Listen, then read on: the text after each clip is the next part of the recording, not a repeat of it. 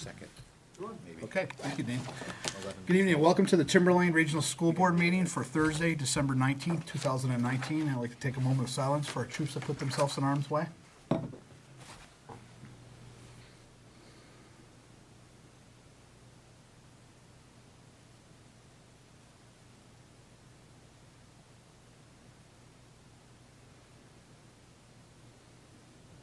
Okay, stand for the Pledge of Allegiance, please. I pledge allegiance to the flag of the United States of America and to the republic for which it stands, one nation, under God, indivisible, with liberty and justice for all. Okay, we're going to take a roll call. Mrs. Doctor, please. Brian Boyle. Here. Lee Doobie. Kim Farah. Here. Sheila Lowe's. Here. Sarah Mockamer. Sean O'Neill. Here. Kristen Savage. Here. Sue Sherman. Jennifer Silva. Seated with the board this evening are the Superintendent of Schools, Dr. Earl Metzler, and Student Representative Kyle Duffy. The presence of other district administrators, as well as Timberlane Teacher Association officers, will be reflected in the meeting minutes. Okay, if we could move on to our approval of the minutes, we'll be looking at the December 5th, 2019. Yes, Jen.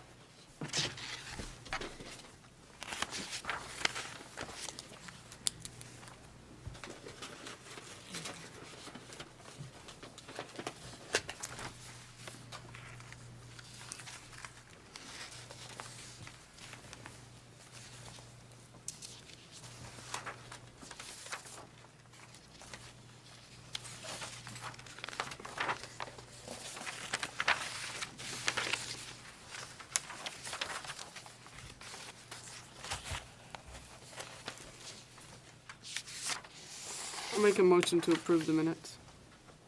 Okay, motion has been made. Second. Motion has been made and now seconded by Mr. Boyle.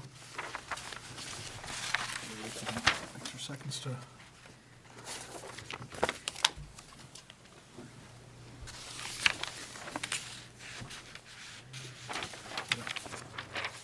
Call the question. All those in favor?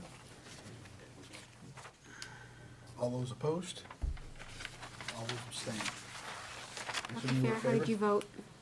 Sorry, I'm in favor. You One. voted? So, It's 5-0-1. Thank you. Thank you. Kristen Savage, yes. And you have one set of non-public. And we'll run with the non-public ones.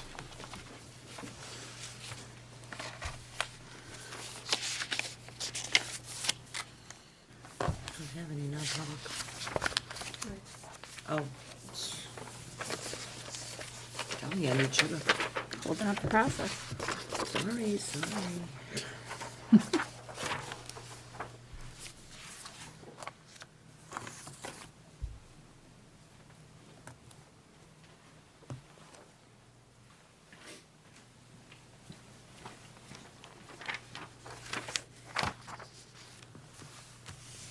Make a motion to approve the non-public minutes of December 5th, 2019. Okay, there's a motion has been made. Is there a second? I'll actually second that.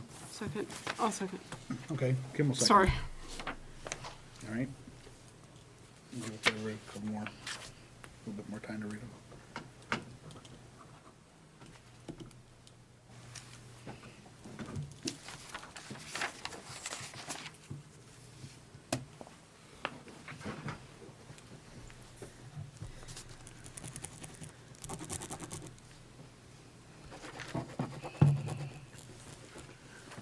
What's that? All right, I'm gonna call the question. All those in favor? All those opposed? All those abstained? 5-1. 5-0-1, excuse me. Explain the process. Explain that to me. All right, then. I finally found the right pen. No, the other one just stopped working. It doesn't have a cover on it.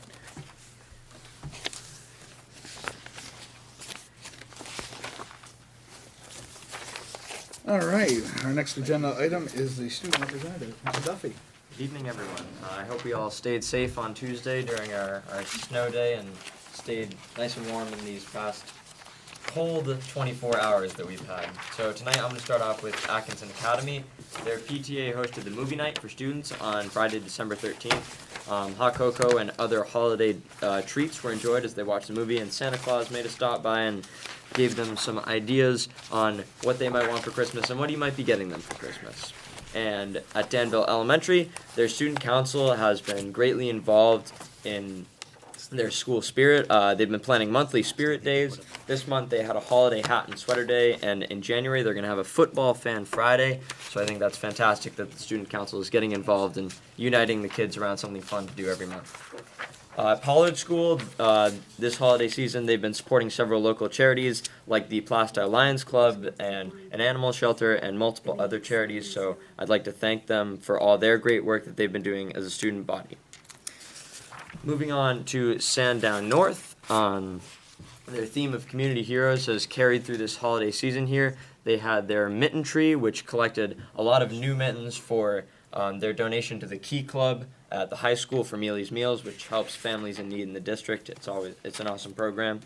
And also, 3 students from the high school spent one of their days earlier in the month down with their former teachers, shadowing them for the day because of their interest in teaching.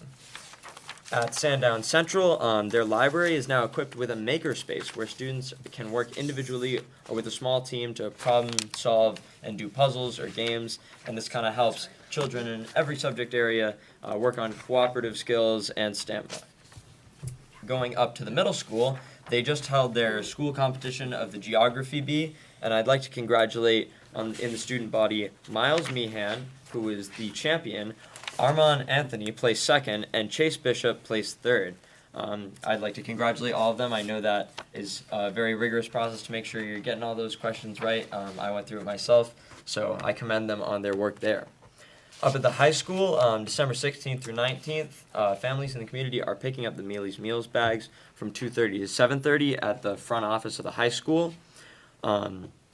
Today we had our student-faculty games, kind of pep rally thing in the afternoon. Unfortunately, the students took 2 crushing losses in both volleyball and basketball, with the staff winning as they often do. And there was also a championship to the spike ball tournament, and the winners to that were Donovan Kelly and Cameron Ross, so I'd like to congratulate them on that. And to close out this holiday season for the high school, a report from Mealy's Meals, they've raised $11,158.22 to date, and they have several activities that they've been doing throughout the week, which has been really awesome. That student rally was part of it. For athletics, congratulations to Matt Licata and Cody Fleming for signing college scholarships. Matt's going to be attending Villanova for lacrosse, and Cody will be playing for SNHU with their lacrosse team. So congratulations to them. I know that's a big commitment. That's very exciting. For performing arts, in the first 2 weeks of January, we have all the local winter concerts for the elementary schools, so make sure you go check out the PAC website for all that.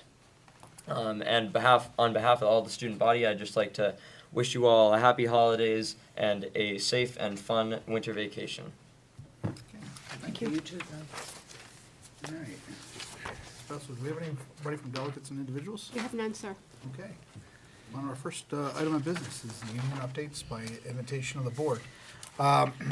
We, as myself and Kathy's assistants, we sent out invitations to the TTA and TSSU unions to have them come in, and it was basically as part of our school board goals that we wanted a better communication path with the respective unions, and I will actually add that, at least in my viewpoint, the 2 other unions that are looking to be formed, so that there will be 4 total that this district would be involved in, would also be welcomed at a future time as part of the starting to open up a communications channel directly with the board and the respective unions. At this time, they said that they didn't have anything to really talk about, and that they would look at to do this after the elections, or town meetings, or district meeting that we would have. So I says, okay, so, yep. I think, you know, and to add to that board goal, if you will, several meetings ago, I think you had an executive summary, because the union representatives had met superintendent's office, so I had an opportunity to meet with them, and we provided a quick update to the board. So that, I believe, it'll probably happen more than 3 times, but it'll happen at least 3 times, because I think 3 times was the number in the school board goal. So we have those dates kind of set for those executive summaries, so you can look forward to those, but that's not in place of, that's in addition to. No, I agree. What they used to, you know, they would come in, and the delegates and individuals, and, you know, only feeling that they have, you know, the 3 minutes to talk about an issue or even something, and it was, you know, it's, you know, as I say, it's open mic night, you know, tell us what you're thinking, you know, issues that you're facing, you know, that you think that we should be looking at too, add as a board and addressing, and, you know, that, just to start that communication dialogue, and that's what it was, so hopefully we'll see them in the springtime. So moving on to our next one is the evening division update.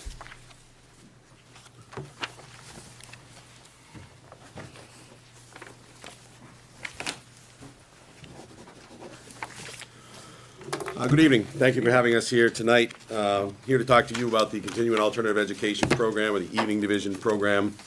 I'll start out by saying that we're very proud of our program. The program itself has been designated as a model program by the state of New Hampshire. The last 4 years, we've been traveling around the state, going to different conferences, going to different workshops, being invited to different schools to talk about our program, having schools come and visit our school to take a look at our program.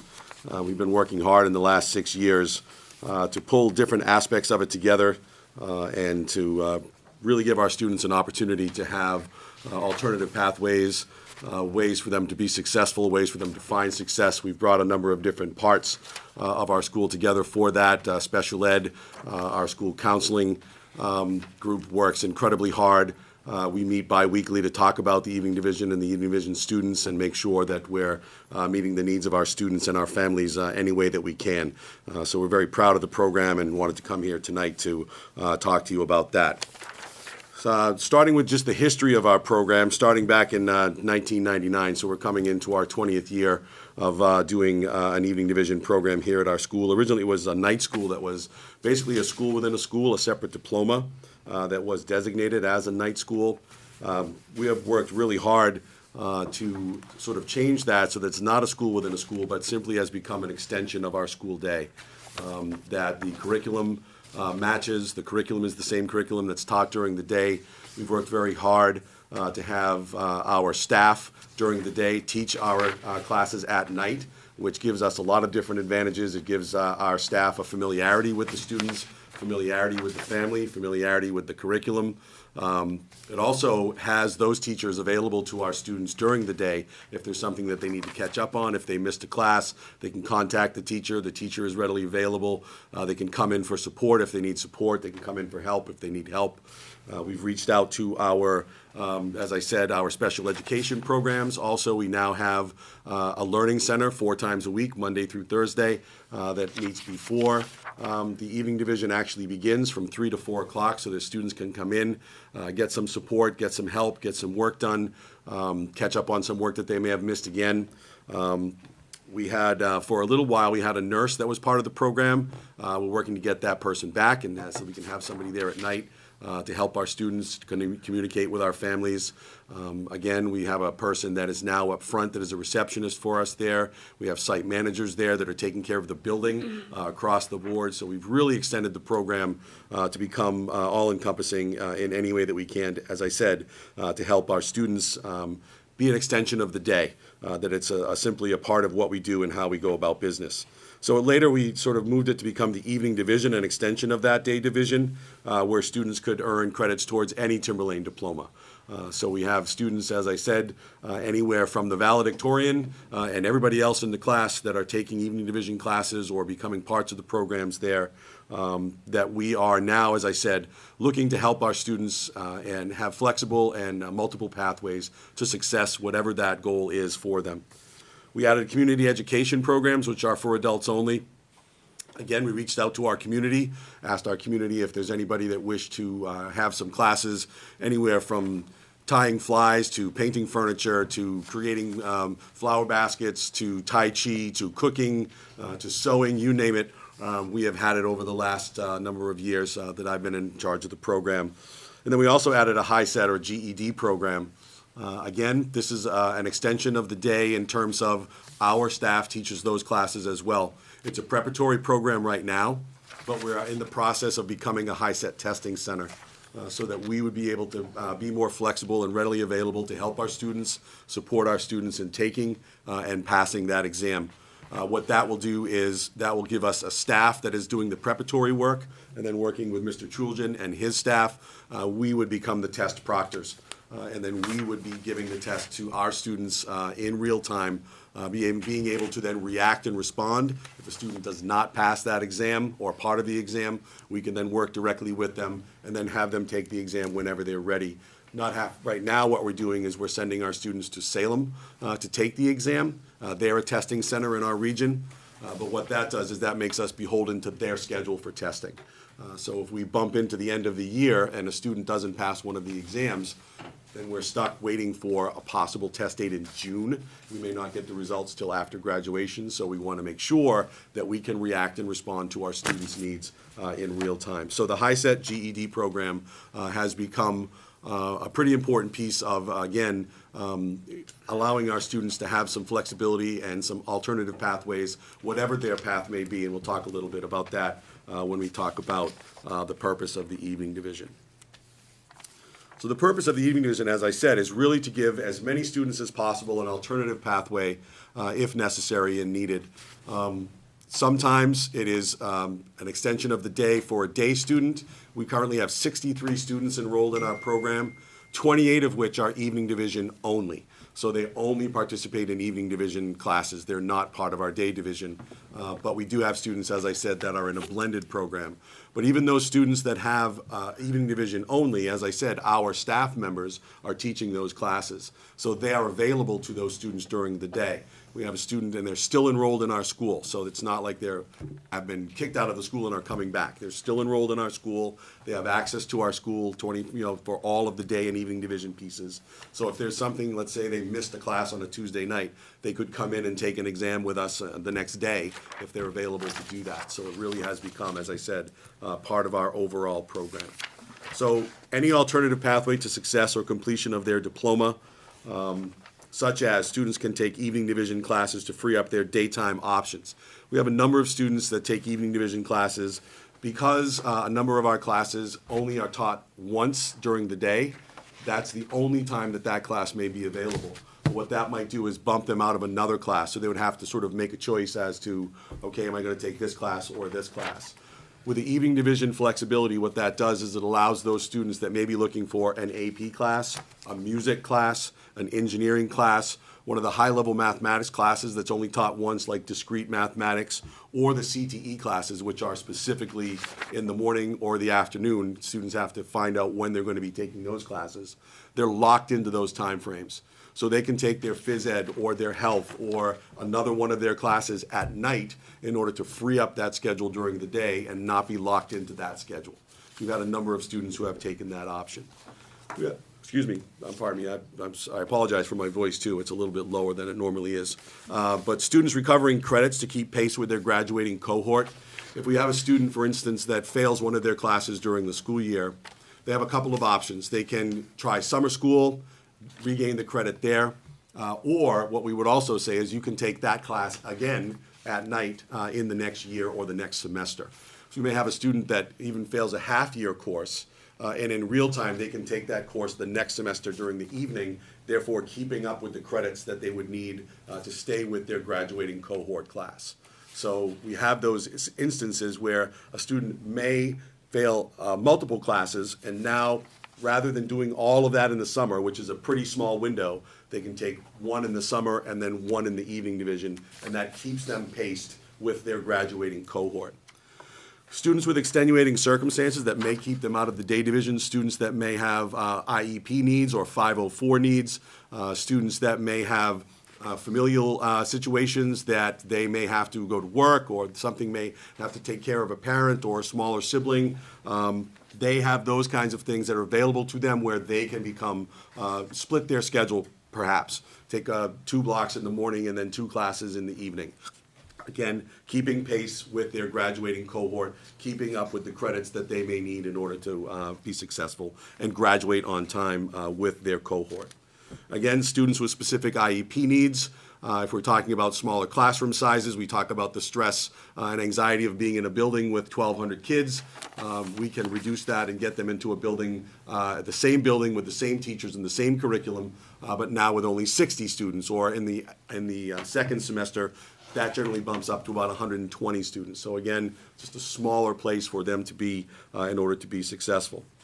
Also, if we have a student that transfers in from out of state, they may be coming from a place where they don't have the same continuity of classes. Their classes aren't taught in the same order. Maybe they have world history before U.S. or U.S. before world. They may come to us as a junior with a U.S. history already credit, but not a world history, so they can take that world history at night, and we can keep them, again, in line with their graduating cohort. So there's a number of different things that may put a student in need of this alternative pathway, and we find ways to make sure that they have that flexibility and that ability to meet those needs so that they can be successful and, as we said, stay on track with their graduating cohort, which is the more important piece for these students and for these families, so that these students have a number of different ways, as I said, that they can be successful in the way that they need and feel they need to be successful in order for the next step. And I go back to, in our working with the state, and the reason that they ask us to go to other schools or to present at these conferences is that we have found a way where other schools still have sort of the school within a school, or they're 2 separate sort of entities. We have found that way that we have a blended curriculum. We have a way for students in a number of different methods. As I said, from a student who's looking to get into the accelerated and higher level classes in our building, they can take their phys eds and their half-year sciences and their early gen eds, the ones that they would do as freshmen and sophomores. They can get those out of the way and then have all of those pathways open for them to that higher level. So the impact of Evening Division, we talked about this as being an incredibly positive program. We can go through every single one of the 63 students here, the 154 students that we had in the past year, go year by year. Every single one of these names on the list has a story, as do all 1,200 students in our building. These are the stories that get these students to the finish line, and it's quite remarkable, some of the things that are put in the way of our students, or for our students to say, all right, I am looking to get to the highest levels of the curriculum that I can in this building, and here's a method and a way that I can do it. As I said, the stories run throughout this entire program. It also impacts our dropout rate. Dropout rate at Timberlane is 0.86%. The state average is 1.06. And those are the numbers for 2018-19. The numbers for 2017-18. The numbers for 18-19 have been released, but they're embargoed. But I will tell you that we even have a significant drop from 0.86. And the state average has gone up slightly. So, we're showing that we're about 50% better than the state. Military eligibility with the HiSET completion. The HiSET is sort of the GED plus kind of program. HiSET stands for High School Equivalency Test. There are 5 sections to that test: English reading, English writing, science, social studies, and mathematics. Actually, right now, as we speak, yes, they're still in there. It goes till 8 o'clock tonight. Our HiSET students are taking that test right now as we speak. If a student completes their HiSET test, they're eligible for 2-year associate programs in college. They're also eligible for military registration at that point. Any of the 5 branches of the military, they can enter with a HiSET certificate. If they pass the HiSET test, they're considered completers for our school. They don't count towards our dropout rate, but they also don't count towards our graduation rate. So, but we can consider them completers and move them to those other levels of either education or military service as they so choose. And we've had a number of students that have come through and said, I need to pass the HiSET test. My recruiter has said, once I do this, I can go in the military. So you see some of those students that are showing up at our graduations in uniform, they have taken this path, and that's the way that they've got there. We can accommodate students that may need to work during the day. As I said, a number of different situations come up, a number of different things happen in families. We are responsible, as I say, we are responsible for all of the children and families in our district. These accommodations come up. We say, okay, here's an opportunity, here's an alternative, here's a way that we can help support you, your student, your son, your daughter, your family. We can make that happen through this program. And again, as we said, it can be students that go into complete evening division or students that may split their day, take the first two classes in the morning, be out by 10:30, go to work, get out of work at 3 o'clock, be ready for their class at 4 o'clock once or twice a week. We've seen that happen a number of times as well. Continued higher education in a 2-year program, again with the HiSET program, that opens that door to another to a 2-year degree. Also, we have a number of students that go through the evening division as well that are looking for that community college piece, and that goes back to the goal that I brought to you when we spoke about our high school goals. That's one of the things we would like to do, is start to offer some of those dual enrollment programs at night. So students that have that as their projected pathway can say, okay, I can gain some credits towards that even while I'm still in high school and working through this evening division program. The other part of it too, that's an important piece to remember, is that we can continue to work with our students. As I said, if there are IEP needs, if there are special education needs, things that we need to work with our students. We can work with our students through that program and give them an opportunity and an offering as an alternative way for them to gain those credits towards graduation or towards the completion of the HiSET, rather than outplace them somewhere else.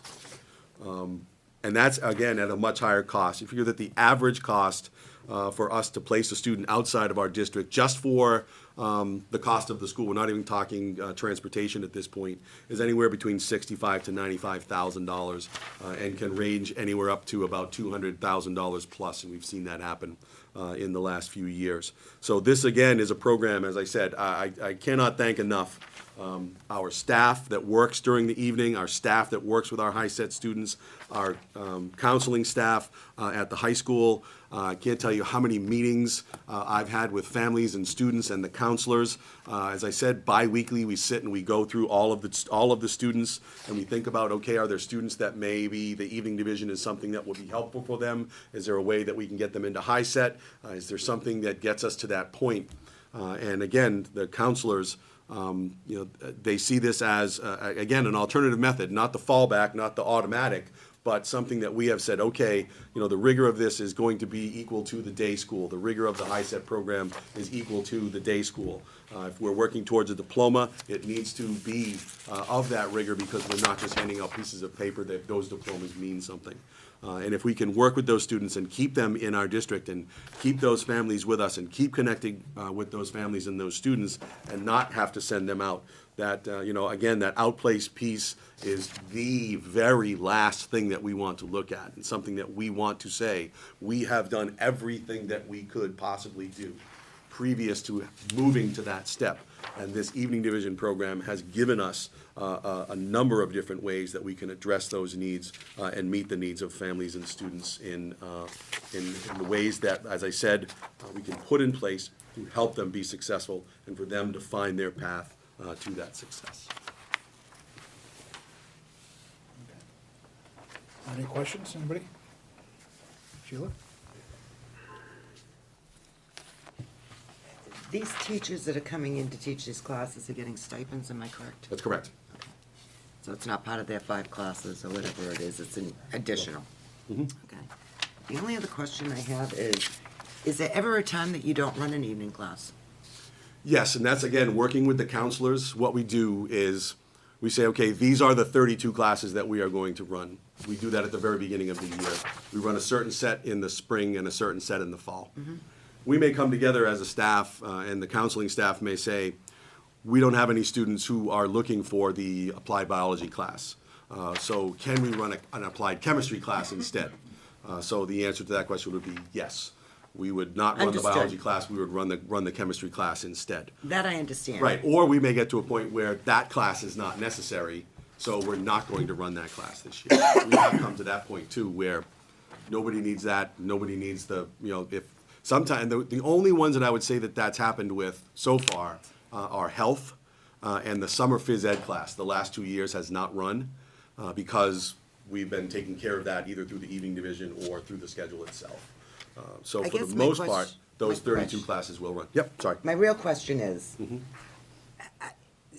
there's a lot of real low numbers on this. I mean, you have one class that you ran with one kid. One kid. So, do you ever not run a class because of, I see classes here with 3 kids, 2 kids, 1 kid, 2 kid, 3 kids.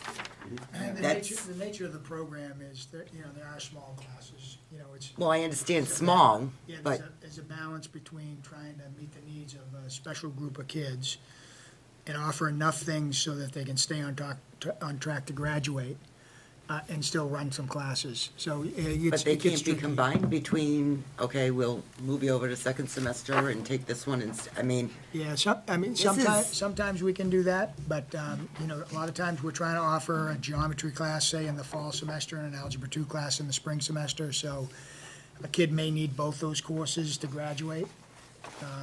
So, yeah, there typically are small enrollments. some of these are this one that was one-on-one, that's why I'm just, Yeah, the other thing, is, we don't always start that way. We might have had 4 kids interested in that class and thought we had 4, and then circumstances lead to them not staying in the program. That can happen too. okay? Yep. So you've said more than once that students take these that may want to take AP classes later on. Are these ACC classes that you're offering here, or CCP classes? Most of them are CCP classes. So, and you think students that would be taking CCP classes are moving on to AP courses? No, so if I plan on taking AP and music classes, let's say during the day, and I try to get all the graduation requirements over 4 years in and take those courses, say I'm interested in engineering, some AP courses, music courses, by taking courses in the evening division, it frees my schedule up. So if I took a health class and a phys ed class my sophomore year at night, one in the fall and one in the spring, that's a full credit of space I've created in my schedule so that I have more flexibility to take an AP course and band and engineering. Whereas if I didn't do that, one of those spaces would have to be taken up with my health and my phys ed or my computer class or my art class. So it's not so much, okay, health runs up against AP and therefore I'm not going to take the AP. It's more I'm freeing up space for more flexibility. I think that's a better way to put it. Okay, and VLAX would be an option for students We- such as this. sure, and we have a lot of VLAX costs how much a class? It doesn't cost. Oh, it doesn't cost, okay. And right now I'm calculating this is running $17,000 per class. Where are you I'm getting that basing it number? on the cost of the alternative evening division at $200,000, and I'm looking at the number of classes that you're running. I'm trying to be fair, when I look at the budget and I look at the classes, I'm trying to look at this holistically, and right now I'm seeing $17,000 a class. Uh, But, and when I look, I looked at the state data, how many students did we have take the HiSET test in 17-18? I'd have to go back and find that number for you.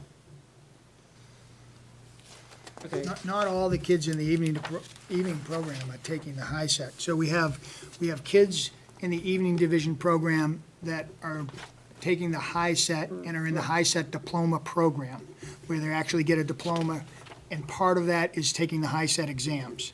We also have students who have chosen that they're well behind their cohort, they don't look like they're gonna graduate on time, they've chosen to take the HiSET, and they'll be completers, and they'll finish their high school career. And then we have students that take only evening division classes and are trying to stay on track to graduate with a diploma. And then we have students that are in our day program that add to their curriculum by taking courses at night. We have a lot of things going on. They're not all taking the high set. So kids in the evening division program don't all take the high set exam. I understand that. Okay. So, of the cohort that's in the evening division, how many are solely in the evening division, and how many are taking the evening division for high set? Currently, we have 28 that are evening division only, and right now, we have 11 students that are taking the high set exam, So there are 20. and there's 63 total. Evening division only. And that number usually grows second semester. Second semester, that'll go Yeah, up. you can see the trend on that. Where the Yeah, second Yeah. that's semester- typical. So then I guess the info that I got off the state website that said there were 13 in the cohort of high set for 17-18 would be correct, and there were 3 that actually took the test and passed? That doesn't sound accurate. sound but accurate. No? I'll have We to may take- have 13 kids that take the high set program, but 3 kids passing, that doesn't sound right. So, But I don't have that in front of I me. don't have that number in front of me either. okay, well, you might Yeah, wanna we're check generally the between state 90 and website. 90 and 100% that will take and pass the exam. Yeah. Okay. I can find those numbers for you. Jen? If 11 are in the high set program, does that mean all 11 will take the exam at the end of the year? Or in this year? So if we have 11 kids in the program, so we have the diploma program, which has other requirements. But every kid that wants to pass the high set exam has to pass each section. And so if they might pass the math, but not the writing, and they can then come back, study, work with our teachers, and retake that test. So there's a few different testing times throughout the year. Yeah, the goal is to have them pass that in the year that they join the program. We don't, generally, students will join the program the second semester of their junior year. That's sort of when the window has closed to the point where this is really the only option that we have for you at this time. And it may be the diploma program if they're 10 and a half or less credits behind their cohort. If they're more than that, then it's the high set only. But we look to have them complete that exam in their senior year so that they would either be a completer or a graduate with their cohort. But that junior year, that first piece there, they would be, if they're looking for the diploma, they would be taking 2 evening division classes along with the high set test prep. The state asks that we have our students pass at least one pre-exam before we say that they're ready to take the exam. Generally, we like our kids to pass 2 of them. So December is really the first time that our students would have a run at the exam, which they're doing tonight. What that also does, as Mr. Truljan said, there's 5 sections: reading, writing, math, science, and social studies. Let's say they passed 3 and they didn't pass 2. Then they would go back in January and just take the 2 that they didn't pass. And they would go back to take that test as many times as they needed to in order to pass that exam. To pass the full battery, that gets them the high set certificate. Yeah, I want to piggyback on something that Sheila brought up, is like, we have, just right now in this semester, we have world literature with 3 students, world history with 4, US history is about 13. 13's a sound number, at least in my viewpoint. We have physical sciences 4, physical ed 19, I'm looking at somebody trying to make up a gym class. Government and economics is 5. Foundations of math is, exploratory writing was 17, cultural geography is 15. All those make, and even there's another one of algebra 1 of 7. So I do agree that the lower student ones, those, you gotta look at it and evaluate it. It's just, Yeah, at some point. right. We obviously want to have classes with more kids in them, but there are some points where we might have 2 students graduation. We don't offer that course, they don't graduate. And so waiting a whole nother year to receive their diploma because we can't run that course, that's a tough decision to make. But, obviously we try to run courses with more kids in them. Sean, if I could? Yep. Yeah, well, I think one of the things, obviously when you look at some of the small numbers, one of the first things that you would think is, how about combining some classes? And so it's a philosophical piece about legitimizing the program. And I asked Mr. Strange years ago, we don't want to get out of high school free program. We want the classes to really mean something. So there are some that you could combine, but some are really not compatible. And then in talking to Sandy and talking about some of the same assessments, they take midterms, they take finals, they have the same kind of rigor. I mean, it's a legitimate program. I mean, I'm proud of how much work those kids put in. It's not a warehousing, get out of high school free. The other thing is, Dr. Farah brings up a good point. Talk about VLAX. For some of these students, they're not that kind of independent student. They need modifications. They need special instructors. I mean, we need to handpick the instructors that are actually teaching them. If it was that simple, they'd be in the day school. And I think the fact that some of our students in the day school feel comfortable going to the evening division with students that aren't necessarily successful during the day school, and there's synergy there, and they're able to take these classes together, I think that speaks volumes to the program, because I've been in situations where day students would not go to school, evening division. They were just too different. Those students were too disruptive. So it's a well-run program.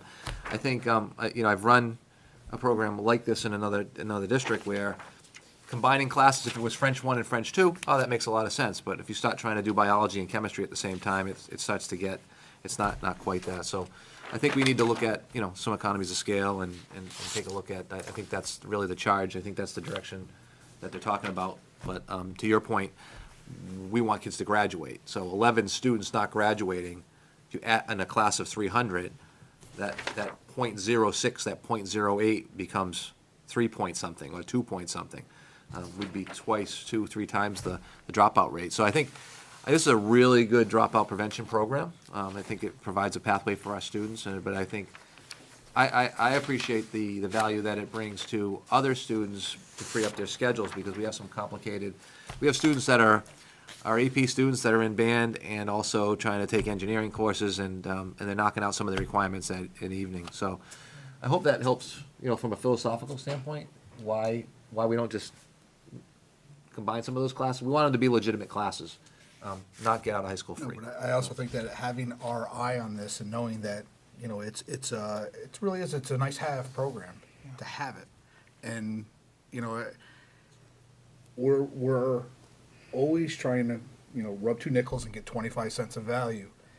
You gotta look at opportunity cost all the time. And yeah, I mean, the best solution would be a teacher, 1 student, a police officer, a fireman, all together per each one. But we know that that's prohibitively costly, and it can't work. So we make all kinds of concessions, and these are the kind of things that we're looking at to assess and make sure that we are getting the value that we need. Jen? Are these all half-year classes? So like world history during the day is a full year class. Is it a full year in the evening? So when I look at world history, though, it says like only semester 1, or So it runs for the entire semester. okay, so runs like for the this entire year, first the semester. 4 kids that are taking world history will be the same 4 throughout the Yes. year? Mhm. Okay. And so then the ones that have numbers on both sides are half-year classes? Yes. Okay. I think, John, to further analyze it, I mean, we're looking at cost per class. Maybe we can look at it a little deeper, even look at cost per student, and how we can take a look at the program. Right. And what you're 'Cause trying if to do you- is with that, is you're doing look at a metric to find out, do we have an anomaly somewhere? And all of a sudden you start looking at this and comparing yourself with other schools, the cost per, class and so forth. And then all of a sudden you're like, put a trend line in here, and all of a sudden we're up here. That's where you gotta focus your day, your time in looking at that, and then to really understand that, why are we outside the norm here? That's the kind of stuff that you should be doing. And I would say too, I mean, looking at the cost per class, if I would say the books, the supplies, the staff, our GED exam costs, I think that would be that's the cost of running those classes. So we can speak with Mr. Dowd and, sort of go through those lines and say, okay, what are the ones that would be, directly impacted in terms of the the actual running of the class. I think that might be something too, because if we look at, so for instance, the Edgenuity, that's something that was put in a long time ago. That was sort of the crux of the evening division program before I got here. That's more of a day program now. We use it for our credit recovery during the day and over the summer. So, would it be better that we move that into a summer line or into a day line? That may be something to look at too, in terms of what is actually the impact and what is utilized in the running of those classes. I think that's another way to kind of look at it, like you said, Yeah, for us to start to pull not all those the lines apart. costs in that line are evening division only. Exactly, yeah, we may use them It's budget across other platforms and other places. So that might be a way to sort of look at that too No. and think about. I agree. Your About how that works. categorization of your Yep. data needs to be good. The old saying, junk in equals junk out. Yep, I agree. All right, anybody else have anything? Okay, thank you, gentlemen. Thanks. Appreciate it. Happy holidays. Same to you. All right, move on to our next agenda item, no bullying program update.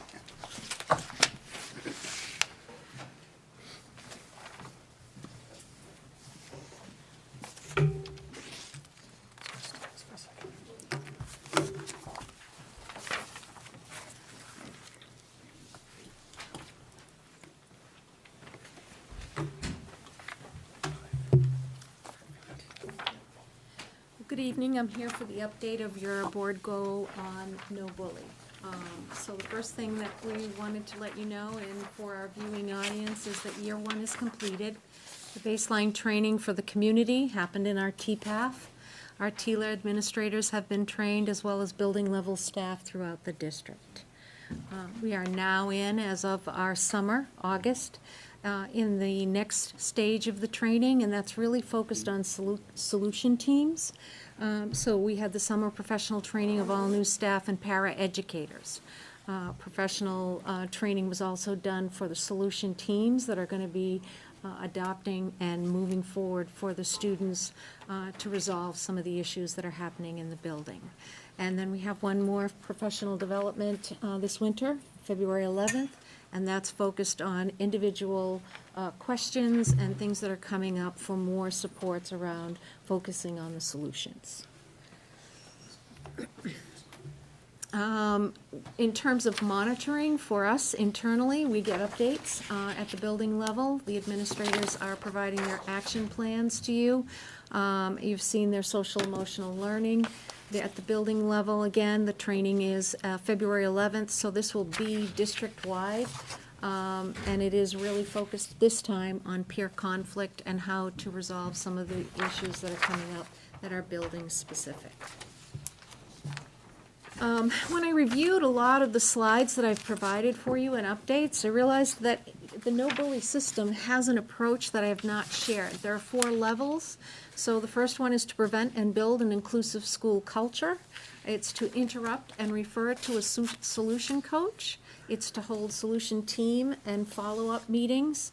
And then to implement an empathy-building action plan. I actually have videos for middle school and high school. If that's something that the board would like to review, it actually shows you solution teams in action. I'd be more than happy to provide that information to you. In the action plans that you saw building-wide, some of the things that we have seen as a result of the training, there are now well-communicated core values in all the buildings. Many of our elementary schools are holding Monday morning meetings with a focus on a core value, and then also some of them have repeated poems that they're using, but they also focus on a core value for the day. There are morning pledges that are held in some of the buildings, and monthly check-ins are being done by me with an update on how we're going forward. And the principals are still focused on monitoring the building level activities on a monthly basis. Year 2, I know Lee Doobie had asked what the funding situation was. We are still working with the Department of Health and Human Services to see if we can recover some of Year 2 costs. And I can take any questions that you have regarding the program. Have you gotten any feedback from your principals or assistant principals as far as how it's going? Are they Yep. liking the new system? Is it working for them? I think as you saw in the action plans that they provided, they're pretty proud of the mottos that they have, the goals, the Common Core. I can tell you that we are down in terms of some of the peer conflicts that were arising at the beginning of the year. We do have some new issues that we're dealing with, but I think that the process and the system is better. I can tell you that the consistency in the reporting is also improving, so I think we are making gains. I'm not saying we're done, we're not No, done. but I'm glad to hear I it. think it is. It I'm is glad to coming hear it. along. Okay, thank you. You're welcome. All right. Thank you, Susan. You're welcome.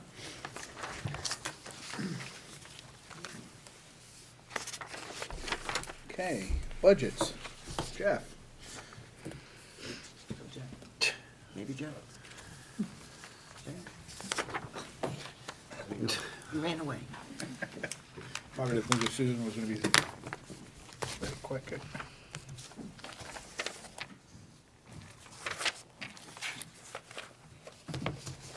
Oh, Brian, if you want to start with the Start with the what? number and I could, where we, Well, I'll tell you the truth, I just was looking at this pretty quick before Jeff gets here, and I'm a little, unless I'm reading this right, and correctly, there's over $300,000 was taken out of, maintenance. you can explain. He's here. Hello. But I guess, while you're setting up there, I thought the budget committee directive was to find money and don't take any money out of the buildings. We didn't take any money out of buildings. That's more of the maintenance and repairs that we typically would be directing funding toward, that if we have a larger CIP-related type project, we would be pulling money out of that area instead. And I'm sorry, let's just take a step back here. Make sure we're all on the same.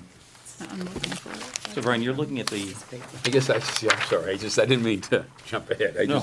I was looking at your one-page summary sheet there. right, okay, so you're looking at the one-page summary sheet, Thanks, Brian. which reflects the Budget Committee fiscal year 2021 budget as of December 19, 2019, and that is in front of the budget on legal size paper, correct?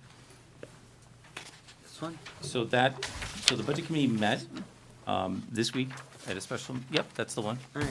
Yeah, and then the legal sheet is the one that this lead sheet summarizes. The Budget Committee met and reviewed some of the recommendations for changes in the budget and came up with a request, and I think they followed this board's lead on that, to come in with a budget number of $73,975,000. And so that was, some changes were discussed, some areas were discussed, some areas for preference were discussed.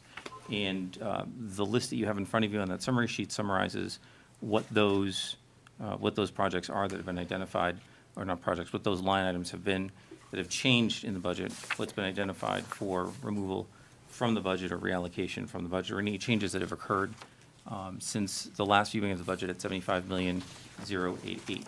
So again, this is the copy of the budget the Budget Committee is working on at present.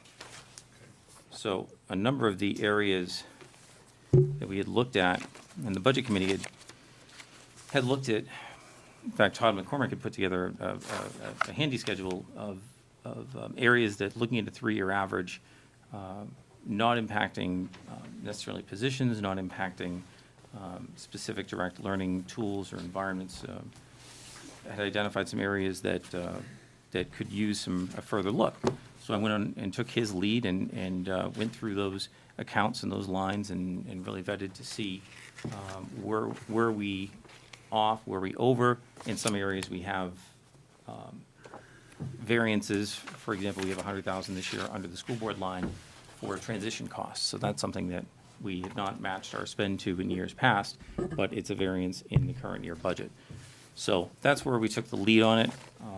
This is what the Budget Committee has at the moment. I'm very pleased that they actually came in better. I think we were looking at 74.2, something like that effect? 74-1. 74.1, so they've done better than that. We were able to get there largely through what we would hope would be the least impactful of changes and true-ups. One area that I did discuss with the Budget Committee, and it's probably worth discussing with this board as well, is, we look and we say, well, gee, we have a lot of a very favorable variance every year on, let's say, the positions on the 1100, 112 line or the 1100, 114 line. I think it's important to remember that I have to budget every position, but we don't always fill every position for the entire year. So for our paraeducators, we may have 5 or 10 positions open over the course of the year, effectively. So we might have a few open, maybe they get filled, a few more open up, and so on and so forth. But you may have a running total of several open positions per year. And I think that contributes a lot to any favorable variances that we see in those lines. Trouble is, I have to budget those positions. I'm anticipating that those people are going to be in those positions or working for the full year. But what I did do instead was I took a look at where we would be, for example, with retirement, with insurance, with things like that, that if I don't need to budget necessarily 100%, like I have to budget my positions 100%, but I don't necessarily need to budget FICA or, not FICA, retirement 100%, because maybe we have some openings, maybe we have some people who aren't, maybe we have some positions that just aren't filled for a period during the year, and really looking at what our run rate is. But if I were to calculate it out in some of these instances, it would come out higher. And insurance is a good example. I can't accurately predict what everyone is going to be opting in for insurance in the next fiscal year. I'm not going to budget everyone at 100% of the most expensive policy. So we have to really look at, if we, for example, if we have some openings during the year, those folks are not on insurance, and is there a fair number to say, you know what, yeah, I have this many positions, but realistically, I'm not providing insurance for the number of positions that I would normally plan on providing insurance for. It really depends on how long those openings are for. With our paraeducators, when they come on board, so if we have a turnover and we hire a new paraeducator at the beginning of the year, their insurance doesn't begin until November, December, and through that area. So if I look at a para and say, okay, or all of my para staff, say, look, I anticipate that with this many staff, I'm going to need this much insurance. Once I factor in turnover, that I have an opening, I have someone there who's not using insurance in that position for a month, 2 months, 3 months, whatever it is. And anyone that we hire new is not going to be getting on insurance until November. So really, when I look at those factors, I think we're going to be closer on our budget to actual than where we've been in the past. I don't budget 100% for everyone, but I think the approach can be a little bit softer and acknowledge that, we do have some periods where our staff is not covered by insurance. Either someone's not in the position, or even when they start, there's a waiting period to get on those benefits. So a lot of the changes that I've made for the Budget Committee are reflected in those lines, in the 2,900 lines. Retirement seemed very high as well, and I've taken that down. And when you look at one of the factors we were using was looking at all of our positions that would qualify, well, that would be retirement ready by class, looking and saying, you know what, not all of those people work enough hours to actually benefit from or be able to participate in that retirement program. So the biggest changes, I think, are toward the bottom of the page under the 2,900 lines. Maintenance and repair, that was an adjustment for $200,000. I think, Brian, my thought process is we're going away from the maintenance and repair because we're doing like the work in the buildings to replace. I don't have to do as much maintenance and repair if I can focus on getting the bigger projects done, new. Okay, so for the board's benefit, so when I'm looking at that, when I look at the number for building improvements, it's just over $1.7 million. Yep. And we talked about just over $1.5 million Yep. for CIP type improvements. So I'm guessing the difference of a couple $100,000 and change must be the technology. No, well, we didn't budget. So we only came up with 1.5 for, and I'll say non-business and information technology projects, right? And I'd said at the time that we were looking at budget about $2 million for those types of projects, but we only had $1.5 million or a little over $1.5 million in the CIP. We said, well, look, we'll have some availability for projects that may come up or the general typical projects that we would do. But going in and looking at the CIP, some of those projects go into different accounts. So I'd say, okay, so the CIP has been approved. we were looking at it and saying, okay, it's been approved, so I can now shift some funding into the appropriate accounts. And so there was a little bit of that going on where, just because it's part of our maintenance and CIP plan, it may go under a different account. And so those are some of the changes that I had made to adequately reflect that. Some things were counted twice, from a department, budget owner may have a request in the budget for them, and CIP had approved a different amount, so I pulled that out and moved the CIP money to follow. Yeah, so then you left 150,000 in general repair and maintenance. Yep, and the 26, A 24, 4,200 30. line. Oh, that's on sites. So what I did on sites was I looked and said, okay, so of the projects that we were looking at on CIP, how many of those projects would I classify as sites? Initially, when I set this up, I pulled this, I put in 2 million, I put 1.5 million in our building improvements line, in the 4,600 line, and I put 500,000 in the sites line. Looking at how we've approved CIP, I don't have enough CIP to put over to sites. So I moved that money from sites to the building improvements line, because that's where those projects that we've approved for the most part would be. So, and as I said, when I initially did that, 500,000, 1.5 million between those two lines, it was contingent upon where we ended up with CIP. If we had a big project, if someone said, hey, we're gonna do, I don't know, a new track or something, that would be sites. If we're gonna do a parking lot, that might be sites. We don't have really a whole lot of that in the plan as it turned out, so I assume that we'll have more on the building side, and that's okay, because the building has gone up. So again, so when I look at this is back to the 8.5 by 11 sheet, the summary sheet. There's, quick calculation, is about 380,000 about of monies that are taking out of in the description, there is, we'll say whether it's furniture, maintenance and repair, facilities, professional, so it just looks to me to be buildings type money. And I'm just, Brian, if I could. Right, so this year will be a good example of what you asked last year, right? You asked for, I call it spend rate, or whatever, what we think surplus is gonna be like earlier, right? January, February. So if there's money available, and this year, for the board to make decisions as you work into the spring, not waiting till May or June to say like, oh, that you could potentially, I think next year will be the same. I think this year will be a good test for that, to say, we're projecting, or we think you're gonna have, here's X amount of $1 million, is there some of that money that the board would wanna spend on some of these things?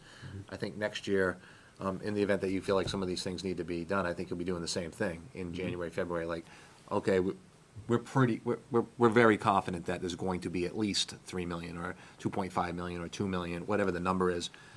Would you like to move $360,000 and take care of some of these items that you thought were important? So this makes the bottom number work now, but you'll have access to that, if that, I think that was the way we were working it. Right. I agree. Jen? A couple of these lines say RC position budget. What is RC? Oh, reclass, Okay. And so, reclassify. If they were in the budget and should have been in a different line, as I'm going through and picking up on that, they've been moved to where they should be. oh, okay. And then, one thing on this summary sheet that looks a little concerning to me, the second from the bottom, the sites, references field safety. If we have a safety project, why would we not be doing that? I don't think that it's probably fair to look at it that we're not doing it.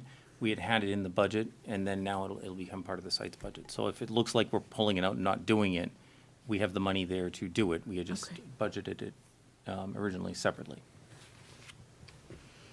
Okay. Kim?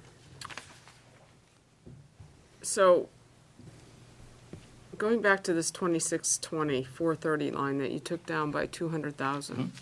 I understand what you're saying about repositioning money, but that is essentially taking 200,000 away from the capital line. Because when you look at the spend on that line, it's been 221, 248, 273, and you're taking that line down to 55,000. I understand what you said, but that is not a line with the age of these buildings that I think we should be taking down to 55,000.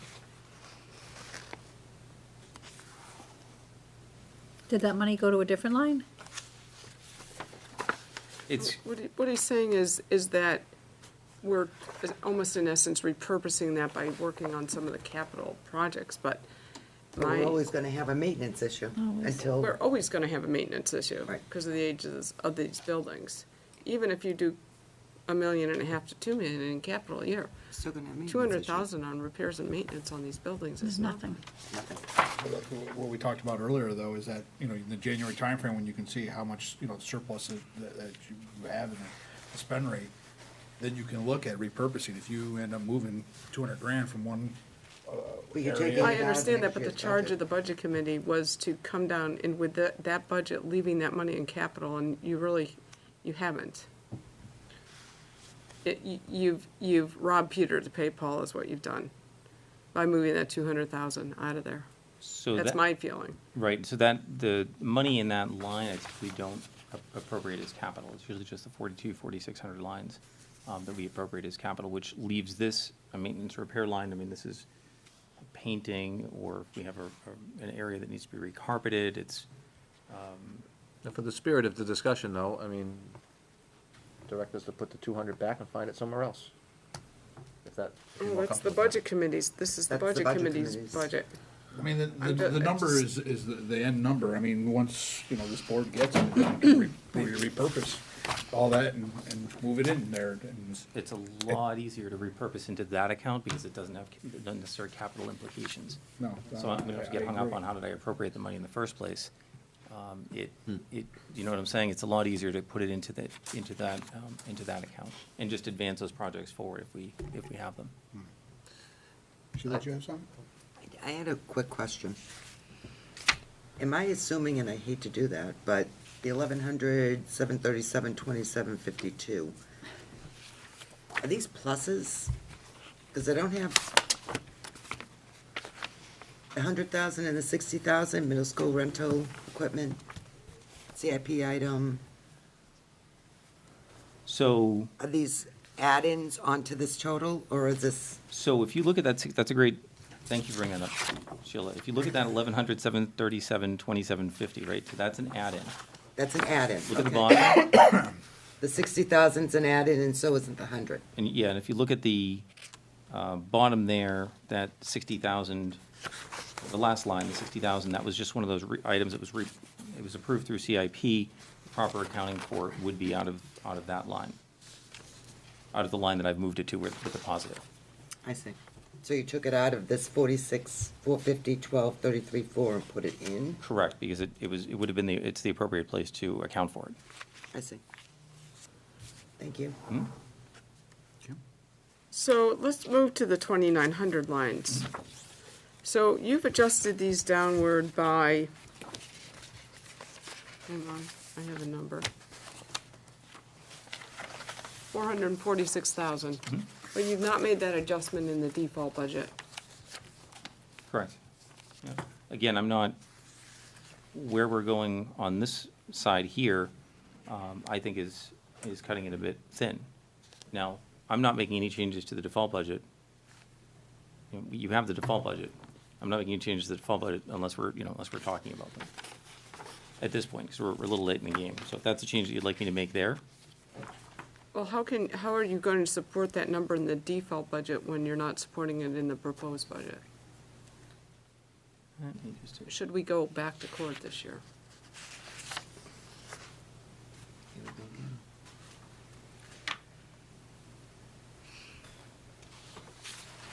So those numbers are, numbers in the default budget as they are right now,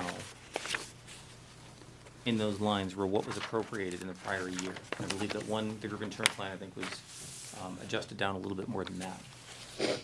If, again, with the default budget, if it was appropriated in the prior year, unless it's a one-time item or contractual obligation, I think it can be supported. If you want to take it down. we Isn't can our take it. insurance in retirement tied to our contractual obligations? Every teacher's contract is, I remember signing like many hundreds of them. When do you sign those contracts? Yearly. They already signed for next year? April. They signed for next year? I usually sign them in April, right after Yeah, yeah, right after you that. became the chair. Are those positions truly a contractual obligation? Well, it's a contractual obligation every year. You don't have a contract yet. I would say that you would have good faith that you're gonna, unless. Philosophical question, A right? teacher's non-renewed for, what you know, I mean, but the normal flow process would be is that the updated contract would be presented to the chair, they would sign it at the recommendation of the superintendent. Mm-hmm. And then you would, have the salary adjustments and all that other stuff, that is the contractual obligation. Maybe maybe I'm thinking again, so we have the renomination list that typically we bring to you, obviously before April 15th, but in late March. And then you approve the appointments, and then the contracts are generated, then you sign. So they may be signed a little later than what I just indicated, right? They might have been.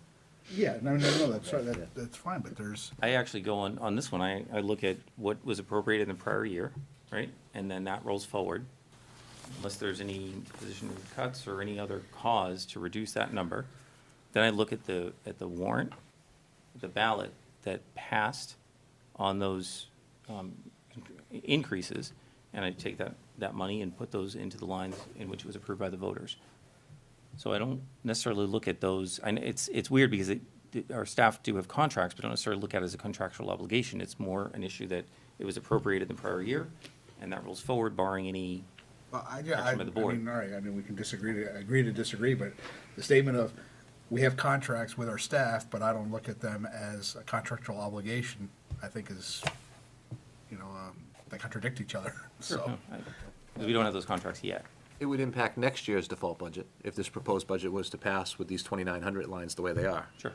right? Because Is that's that- what's appropriated in the upcoming. Yeah, I get it, Yeah. yep. I mean, because some of these stuff, the FICA one it's directly tied to the salary line, it's just So that's a great point. It is directly tied. And when I look at that, what was appropriated last year and what was appropriated this year, are we going to exceed that? Is there any requirement that we would look at that we would be exceeding that?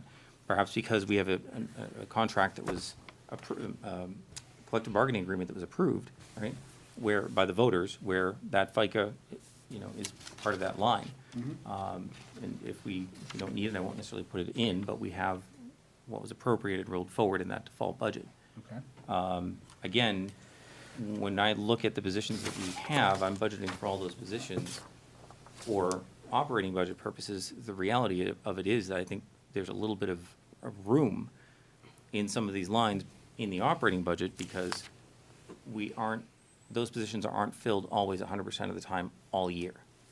That's the reality of it, right? I've got to budget the positions in the operating budget, and I've got to budget the positions in the, budget the appropriations in the default budget. But from a realistic perspective, I took a little bit of liberty based on the trend, and you look at it and say, why? Well, again, if I have 3 employees, I'm budgeting their salaries.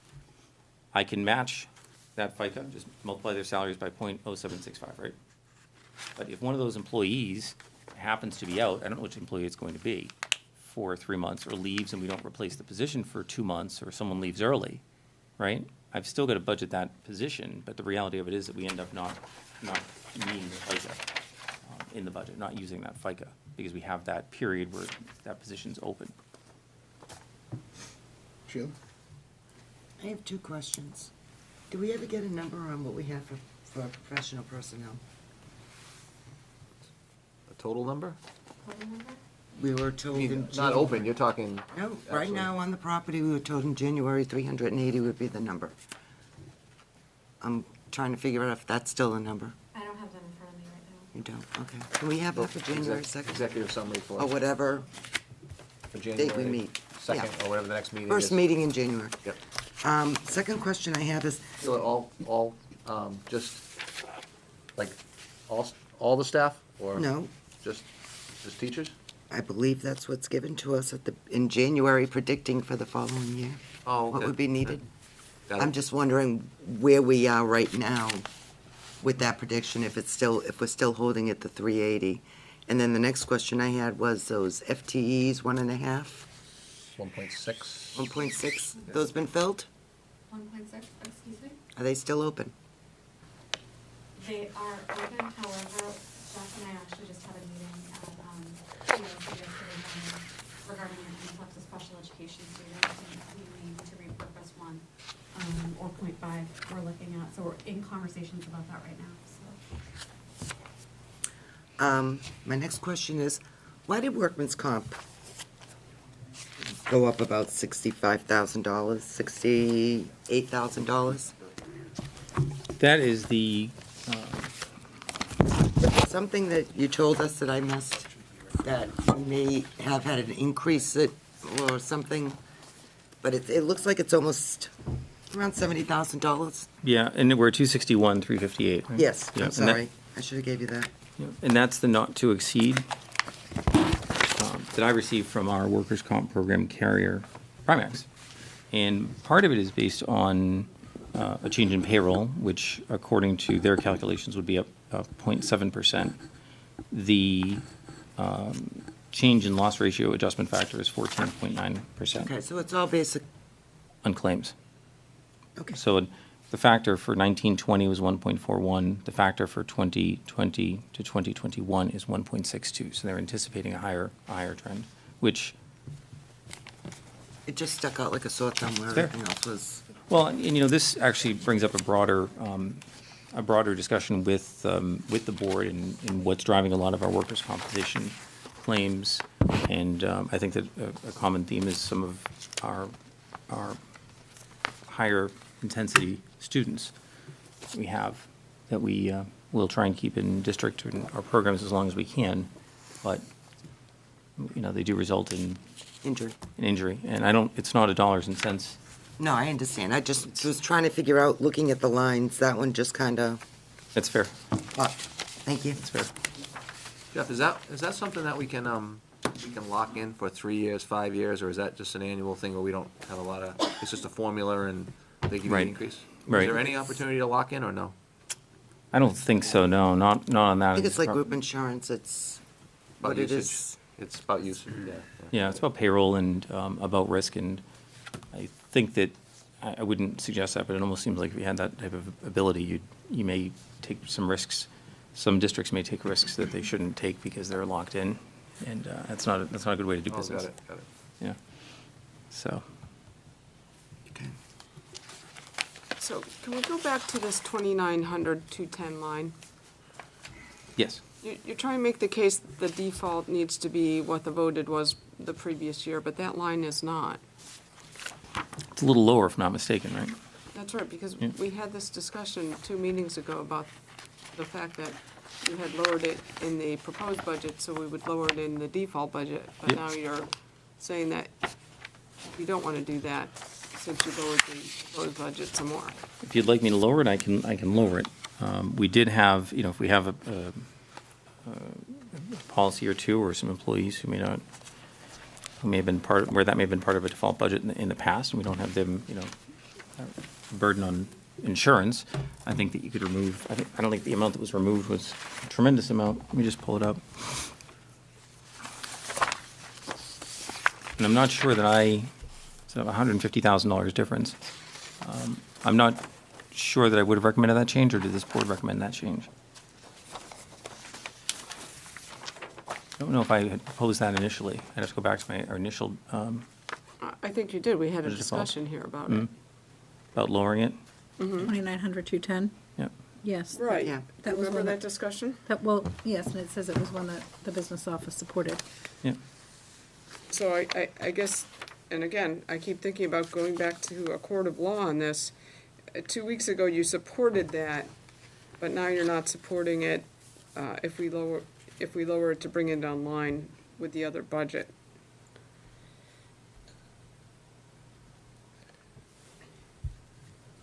I got about 72, I 174. got 72, 174, 798. Yeah, I didn't sheets. I did it by hand. I did too, but I wanted to confirm. Teacher I think retirement's the if same? I could? Yeah. Yeah, my position on that would be to not adjust it if that's the way it's supposed to be. If it's supposed to be the previous year, we shouldn't have moved it at all. Probably not. Not down 150, not down 250, just keep it the exact same number. It seems like, to Kim's point, if we were in court and you'd say like, okay, well, this is the number last year, and so it's the same number. Yeah. But if That's, it's a- but if that's, it's a that's diff- not the point you can make in court, having been there myself.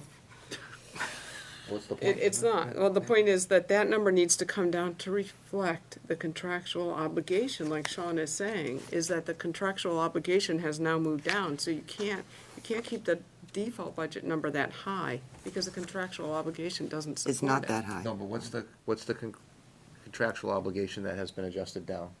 Is it because we have less positions that we need to support with insurance? Is that what we're talking? I mean, I don't know why it would be a different number, because it would seem like it would be the same obligation, unless you're going off spend. No, I don't know what would justify, because that just seems so random to me. It's just 150 less than the previous year. I don't know what contractual obligation would go down exactly $150,000. Well, it's not exactly. I think it's It's an arbitrary number. it's about 143 9. or so on GMR alone. Well, if it's an arbitrary number, then how did we get that, how did the budget committee get that arbitrary number? Which arbitrary number? No, he's, I'm not saying it's an arbitrary number. no, you- No, Budget I Committee guess- doesn't I look guess at now we're default. talking that we reduced it by the GMR Right. because of the contractual, then that makes sense, right? Yeah. Contractual. But that would be the only reduction from the previous year on the GMR. Correct. That would be a For a contractual default obligation. budget, not for a proposed budget. You can propose whatever you want. Correct. no, that wasn't why we reduced that. We didn't reduce that because of the reduction in the GMR. No, we reduced it because it reflected what was in the proposed budget. What was in the proposed budget? And now you've dropped the proposed budget on that line by $200,000. And then you've dropped the insurance line by $245,000. Because if you really, In teacher peel retirement. this onion back, if you want to look at it as an analogy, you're gonna go in each one of those positions and you would look at it and saying that if somebody wasn't here for an entire year, well, then part of that, group benefits, cost is no longer a contract, it's an obligation. I mean, no, it would, yes, it would, the position is still there, and the subsequent year, it could be in its full entirety. So how you budget for that, you have to have, it fully funded, but that's due to what you're looking at is your those positions, they're being filled, the cost of that, and, reflecting reality. What you spent last year is a good indication of what you'll spend in the future, but it's not totally indicative of exactly what your costs are going to be. What Jen? about the Can we just teacher retirement? start at the beginning? Yeah. So, when we looked at the default budget, it was originally 10,240,000, and we rolled that back by about 150,000. Why? Well, a very good portion of that is on the GMR, Okay. which came in, The same service for the next year is automatically reduced by that amount, right? The GMR correct. amount. The appropriation will be reduced by that amount. And so, So we reduced that by $194,959. Does that represent the 1 point Hundred- something percent? 149. 149. But so now I'm wondering, why is it being reduced? Why is the proposed being reduced by 245,000? Isn't it too? Yeah, so the proposed is now being reduced by another 245,000. So the question is why? That is based on what our trend has been, what we've used, what our employees have been utilizing, and who's qualified for that insurance, who's been taking it, what those actuals have looked like, what we're expecting in the future. This is not something where it's you know, and I don't want to equate it to buses where we contract for 29 buses and we're going to expect 29 buses. When we have our employees, they may or may not opt in for insurance. I don't budget every employee at 100% insurance. I don't budget every employee without insurance, somewhere in the middle. And when we look at what we had last year on the default budget for what was appropriated by the voters, roll that forward and adjust for GMR. Unless we had a need, unless the GMR went up. Jeff, I think that was the question though, right? Was the total 10 million, was that reduced by 1 point something percent, whatever the GMR was, and that's why that's the new number in the default? I Correct. think that was your question, right, John? Mm-hmm. Yeah. Does that represent that initial reduction? Yes. And there was a second question, so it's not what we spent, it was what was in the line last year, correct? Correct. This was Reduced by the appropriated. GMR for this year, Yeah. and that's what you have in the default line. Yep. And then you just arbitrarily took out another 200,000 in the proposed. And arbitrarily, I looked and thought that was sufficient, that was it was a number that the operating budget could absorb the risk on. When we're looking to make cuts from the budget, those reductions need to come from somewhere, and sometimes if it looks like we may not need that funding in the operating budget, we've got to make some decisions. So we're proposing that we'll spend less, and that's why that's in the proposed. But the default is reduced, last year's number reduced by the GMR for this year. And I believe it may have initially been increased by what we estimated it would have been, right? And then when it finally came in, I went in and reduced it to the actual. It would have been increased by whatever that percentage of 5%, whatever we thought it might be. Then we got the actual GMR, I reduced it. I thought the change in the default law was the proposed and the default salaries and bennies match.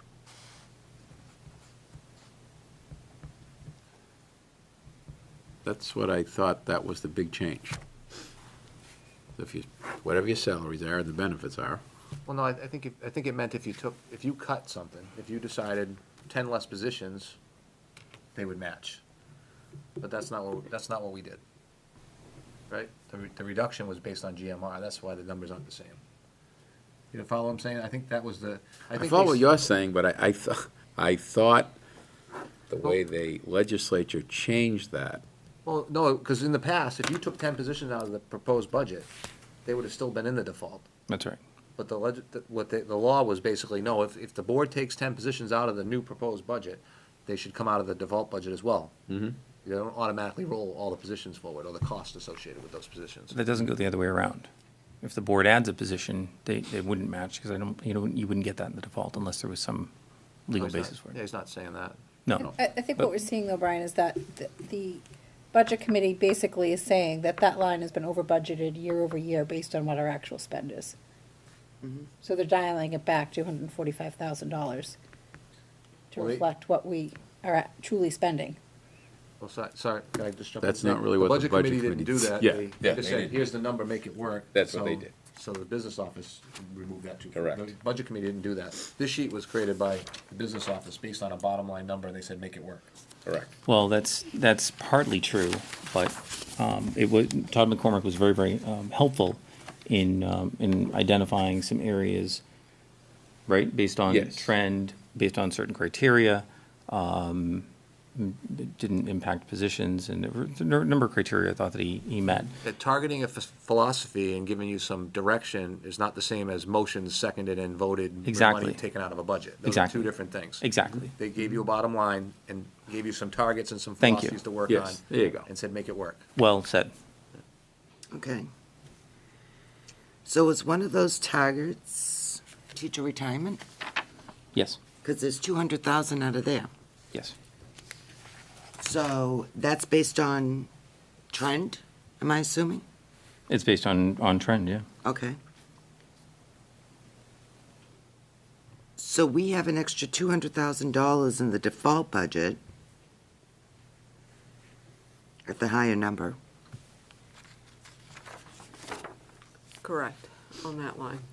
Right? Yep. Based on trend. So why isn't that? That doesn't make any sense to me either. Well, the trend doesn't reduce the default budget. The only reason we reduced the insurance line, the 2,900 line, was the. But that means you're carrying that $200,000 for the rest of your life. Potentially, I mean, potentially it's in, I mean, no, but then if not for the rest of your life, because if the proposed budget passes this year, you'd have a retirement line $200,000 less than the Correct. previous year. But if the default passes, you're carrying $200,000 higher than you would in the proposed.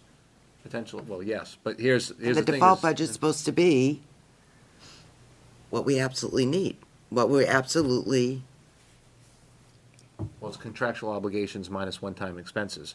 The law provides some flexibility in terms of changing the default based on actions of the board, but that retirement was not one of those lines, correct?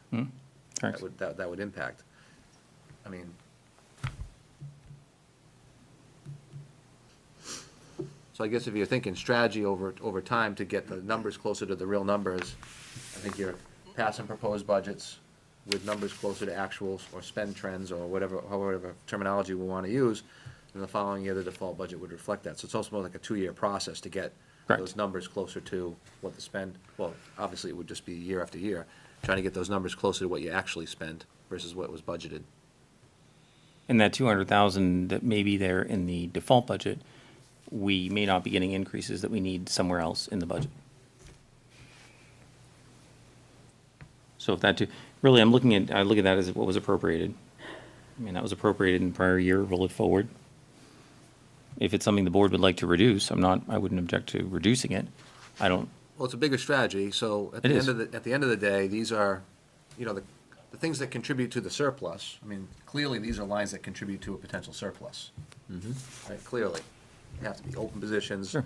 Any insurance, any benefits that may have been budgeted for people that are not taking them, those contribute to surplus. It's just not, I think those are the big contributors yep.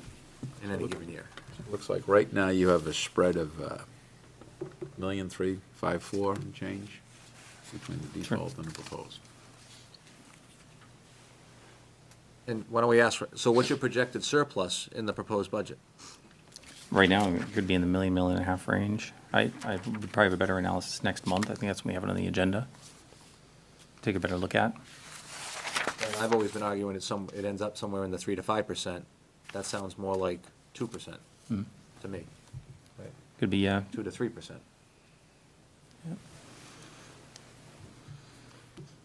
Well, I think we don't need to vote on the default budget now. I think we need to think about these lines and go back to our, We can think about the lines, but the problem is the clockwise. You don't really, let's just say theoretically that we drop it to, now you're going back to the spread again.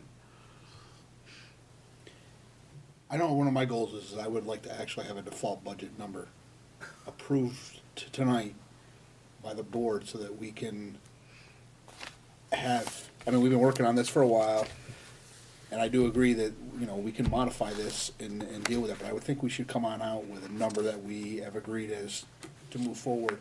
That can be updated as time permits, but we haven't officially taken a vote on a number yet. I agree. But we have actually, right, wrong, or different, spent more time on our budget in total than actually the budget committee. Not that obviously they could meet again, but right now, I went to the board and brought our recommendation of 74.1. They did their thing and came down to 73,975, so they came under that. If we now revisit it and go below 72,620, aren't we kind of defeating our own purpose here? I'm fine with the default budget the way it is. So I'm just saying, it's like, I think we're, No, I agree. I mean, I definitely agree having these type of discussions. Because, It well, doesn't and then- necessarily mean that we're gonna and vote then, or not. and then and me personally, I kind of like the idea of monies that would, we would know sooner than later that if we want to put more monies into, whether it's 100, 200, that if we know in January, February, that we would have that. No, I agree. It's, That's how I'm looking at it. I personally am with Kim. I need to look these over. I need time to look this over I need during to look vacation. at previous defaults, Yeah. and I also need to look at what, legal opinions on this again, and legal actions that were taken against the board regarding this before I'm Yeah, comfortable leaving these at these numbers. No, well, I think we I- definitely I- gotta look at it, because, I mean, we're thinking that it's, somebody's gonna, take us to court because it's, we brought it too low. Go either way. The flip They can side, sue of it either could way. be also somebody can bring us to court because it's too high. Right.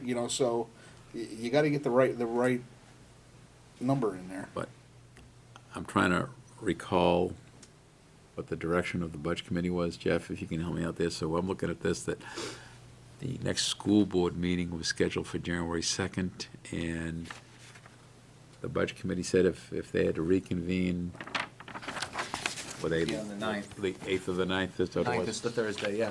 Okay, all right. I I just want to believe- make sure I just want to What make was sure that? the It was clock all works contingent here. upon if you couldn't make the numbers work or something like that, if I recall. I mean, I didn't watch. If the- the Or- budget committee didn't like what was cut, I guess. Yes. Right, and I believe it'll be I think it's the 6th, not the 9th. Yeah, that's how the Or the- budget It had to be committee left before, it. it had to be before the 9th, because you've got to yeah. post by the 9th. The 6th, you have a Hampstead School Board meeting. The budget committee left it showing, that- 7th, could be the 7th, I They- think they I come up with a said number. Kathy. and then said, Jeff, come back to us, and then after you come back, after you do this, which is now this piece of paper, send it to the budget committee, and then the budget committee collectively would decide, okay, we can live with that, we can't live with that, because Well, I think it was. they reserve the right to see where'd Yeah. you get the number.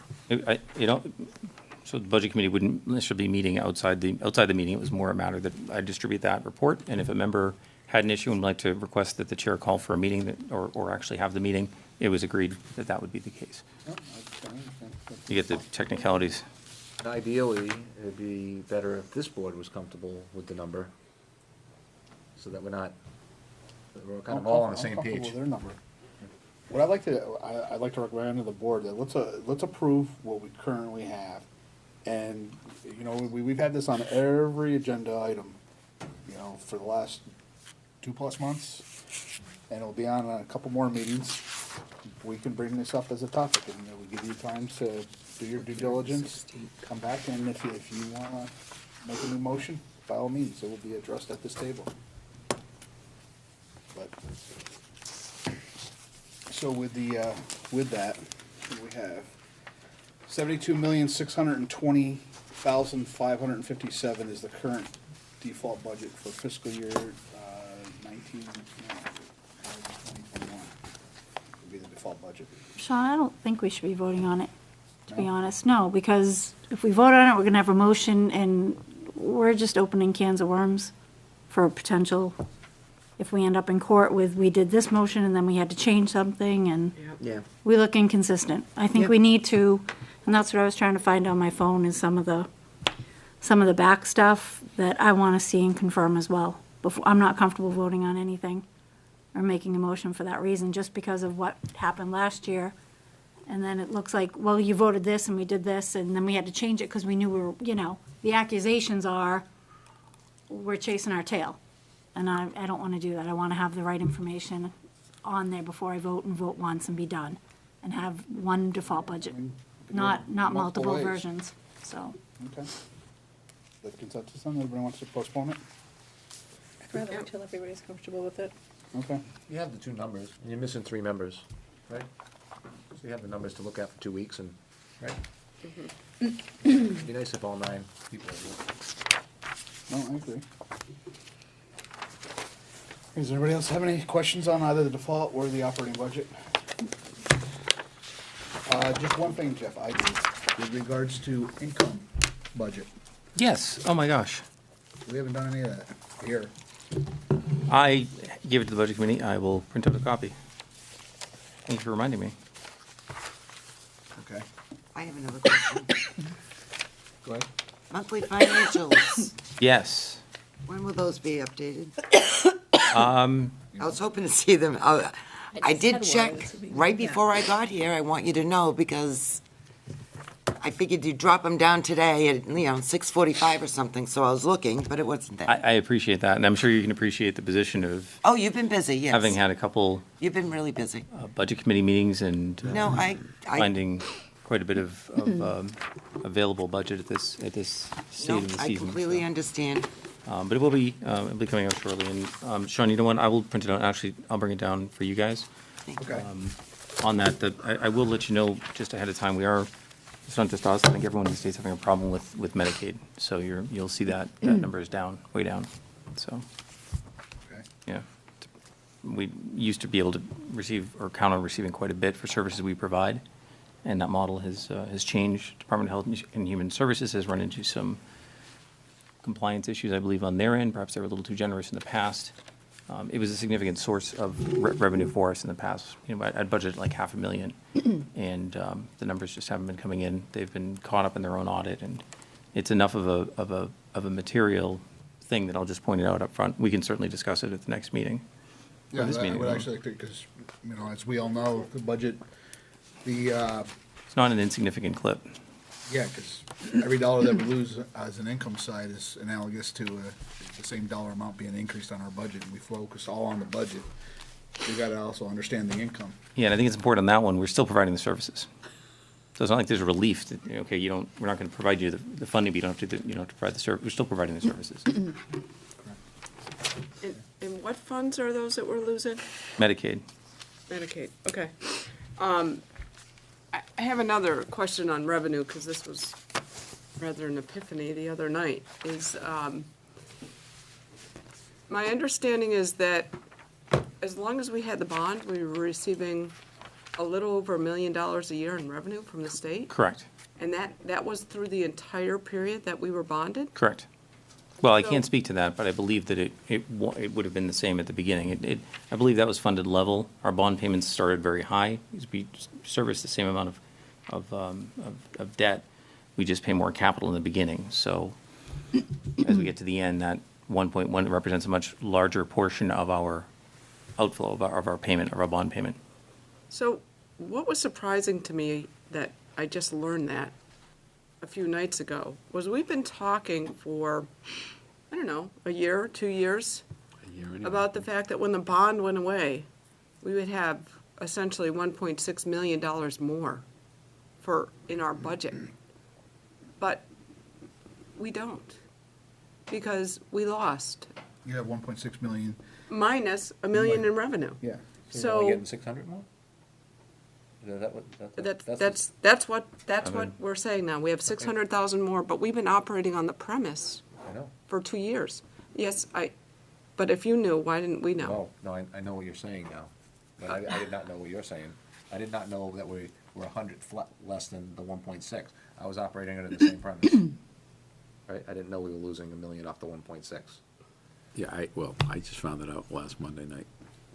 I'm not, Why didn't we know that? Couldn't tell you why we didn't know it, that is a good that seems- question. Why didn't we know that? so. Talking expenditures, and it was on the expenditure side. That line shows up on the budget, the revenue budget, every single year. But we have been talking for 2 years about the fact that we will have $1.6 million more. In the budget. And we don't. And that's, You have the money in the expenditure budget, right? That's been the context that I've been understanding that discussion to be. But we're losing the but revenue. every Correct. million we lose in revenue is the same as adding it to the budget, is it not? Theory, yeah. So. It's not adding we- to the budget, we- it's we are impacting your not- appropriations. The net, You're not. the net effect. Yeah, The net effect. I don't even, I don't even know what to say about this.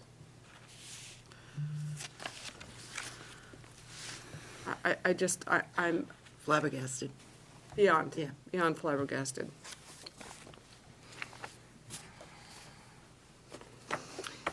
And it totally puts a different picture on course what it we're does. doing here from a budgetary perspective.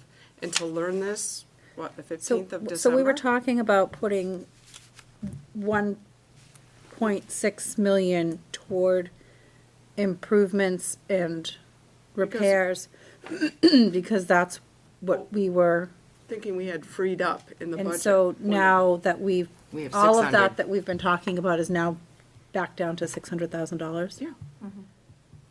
Yeah. Because of that 1.6 million that we had, we were really having the state kick in $1 million of it, so our net, which is the 600 grand, is what actually would get filtered back to as a tax base. But we don't have that $1 million coming in, so if we want to present 1.6 million, We need to We're put paying- 2.6 million in the budget, basically. We're adding 2.6 Right. million to If the we want budget. to, if we want to keep that 1.6 Yes. that we So- thought we were keeping. Right, and if we're level, if the default is essentially level, we've actually increased the budget by $1 million. Because, or what the taxpayers are gonna have to, the taxpayers are gonna have to kick in an extra $1 million. because the state Because has the s- met their obligation That's right. for the bond payments. I'm not even sure what to say or do at this point. And if we had gone forward for another bond to cover some of these costs. Doesn't necessarily mean they would have kicked in. Okay. Yeah, Is it's there all the building aid now? stuff. Is there still building aid right now? There is, there'll be quite a bit of it coming available because of all the bonds being paid off from 20 years ago. The model has changed, and so we're a 35% district as of right now, so that we contribute 35% to our project. But they are not going on the model which they've had in the past, which has obligated them to, I don't want to say subsidize, but assist in or subsidize those bonds for 20 years. Instead, you receive your allocation up, I won't say upfront, 80% at the beginning of the project, 20% at the closure of the project. But it's not like a multi-year, a multi-decade appropriation. You would just reduce the bond amount that you obtain with the offset from aid. So if you had a $10 million project and you receive $35 million in aid, instead of getting a $10 million project and the state kicks in their 35% over 20 years, you simply would go and take that off the top. Instead of getting a $10 million bond, you'd get a $6.5 million bond. And do we know how long that building aid is going to be available through? As long as they continue to appropriate it. There's been a very odd, I won't say odd, it's been an odd cycle. You recall that they stopped funding projects at a point, right? And was that? No, I'm agreeing Yeah. with you, correct. And so one of the reasons was they were getting into these long-term obligations. So when they stopped funding them and they did a little here, a little there, all those projects like ours, we're sort of on the tail end of it now, are gonna careen down in terms of what the burden will be on the state. So if the state continues to appropriate the same amount to that line item, then again, their money's here, they're used to spending, the demand has gone way down, there's a lot of room in the middle to benefit from some of that money. The model is changing. And yes, I agree with you, Kim. I don't know why it took the state, I don't criticize the state. It just seems odd that the state would be contributing money every year, which in a sense is going to service debt, right? Just knock it off the top in the first place, just do a lump appropriation, make the bond smaller, right? It's more effective. I'm just thinking, we had talked about not going out for a bond right away and looking at year over year, having that $1.6 million be put back into the budget for maintenance and improvements and whatnot. But in light of this information, it sounds like we would be better off getting our ducks in a row and going out for another bond. Because we got the state that will contribute 35% to it. You don't have to, yeah, you don't necessarily need to have a bonded project to receive state aid, right? You don't have to have a project the size of Okay, 50 so then million. if we, What do we need? yeah, what do we need? Well, if you wanted to do, if you found, state aid's a little tricky because you have to have the project planned, ready to go, right? And if you don't get approved for it, you have to be ready not to do it, but you still have to be approved, your community has to have the wherewithal to do it. So building it is tough, and if you were at the budget committee, you probably heard me say this, building it is tough because it's really meant to help the communities who may need that help the most. Those communities are the communities that are least able to plan the projects, set up the engineering costs, get their voters to approve it, right? But if you have the projects planned out and you have some flexibility with it, you can go into the queue, get the project in, get it in the queue, see where you end up, and if you end up qualifying for it, great. But if you don't, then do you wait? Do you have the ability to wait? So it's a tough thing. It really can't be a project that you desperately need to have done if you don't get approved. that particular year, you'd have to wait. If you do the project without the aid, then it comes out of the queue, your new project goes in. So it's not the most efficient or the best system out there. If you are able to plan the projects, you'll do okay. But it's very different than the Mass model as well. The Massachusetts model, I don't want to say favors big new projects. Projects that the state appears to be funding or interested in funding appear to be maintenance and renovations of existing facilities. Knowing the high school populations are what they are, what has been made clear is that the state did not seem to have a very strong appetite for funding deferred maintenance, which I think is the model in Mass. I think in Mass, you don't maintain the buildings, it gets so bad you have to tear them down. State will give you, 80% or something to rebuild it. But here, they seem to want to work within, really with what you have and to modify it to make it an appropriate learning environment. Not big, huge new projects, and they don't want to necessarily fund, deferred maintenance. They want to see that the work has been done, that it's being done. I don't know that our buildings are so derelict that they would fall into that like deferred maintenance. We don't have any buildings that we're looking at that need to be torn down. It's more just what would the district be able to plan that had that level of flexibility? And again, if it's $1 million, $2 million project, that's a nice offset, no matter what. We need to find somebody, if it's not being done within the SAU,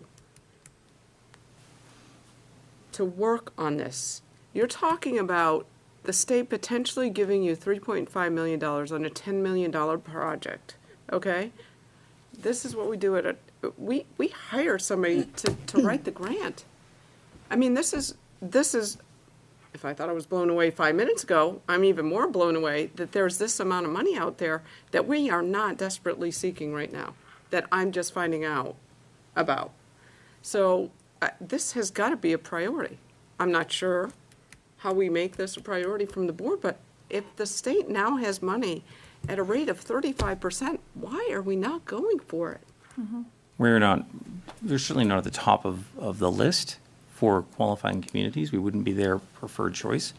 Unfortunately, I think that if we are in a position that we can undertake that type of project in planning, architectural designs, renderings, and that sort of thing, we may end up in a default position because no one else is ready. That's what I'm saying. Yeah, and it would take quite a bit to develop a plan for a $10 million bond, and then you have to bear in mind that $10 million bond, if it doesn't go through, in 1 year, would you be able to, is it something you desperately need? You're also saying that they're funding smaller renovation projects. Windows. Well, they're not funding, so if you had if you had a $10 million project, that's that could be a smaller project, right? We're not talking about a $100 million school.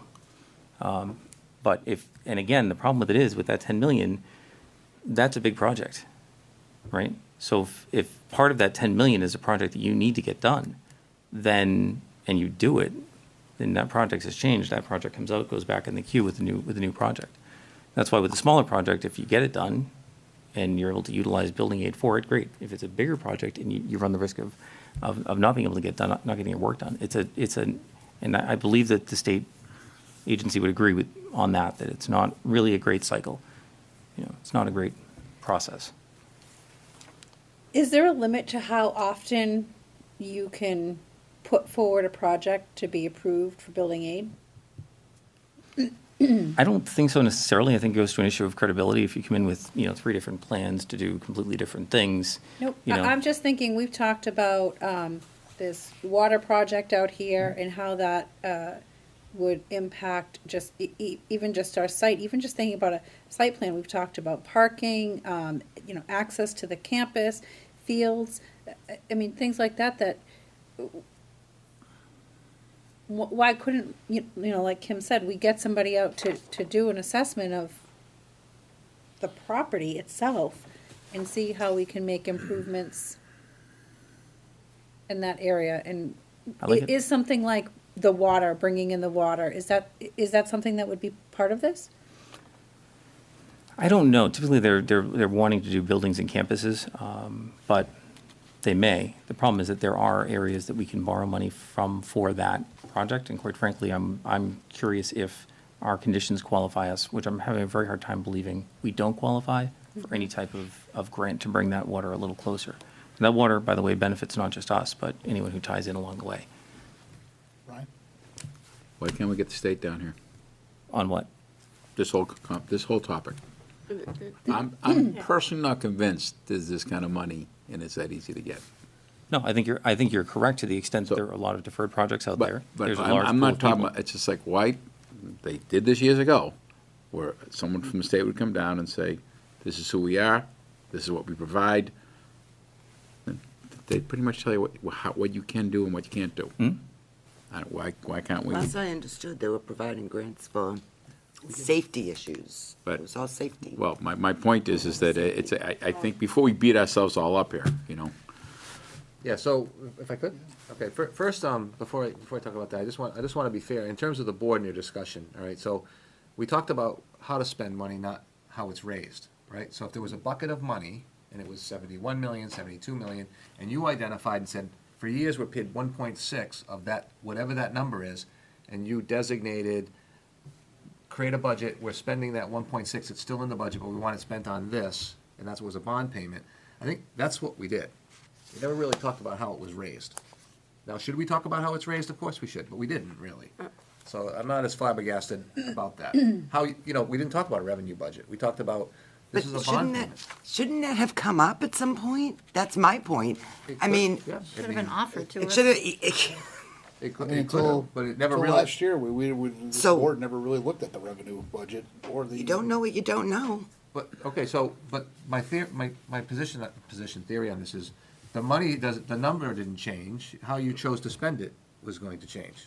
How we raised it, it's still the same number. No, it's not. No, it's not. The impact on the taxpayers is greater.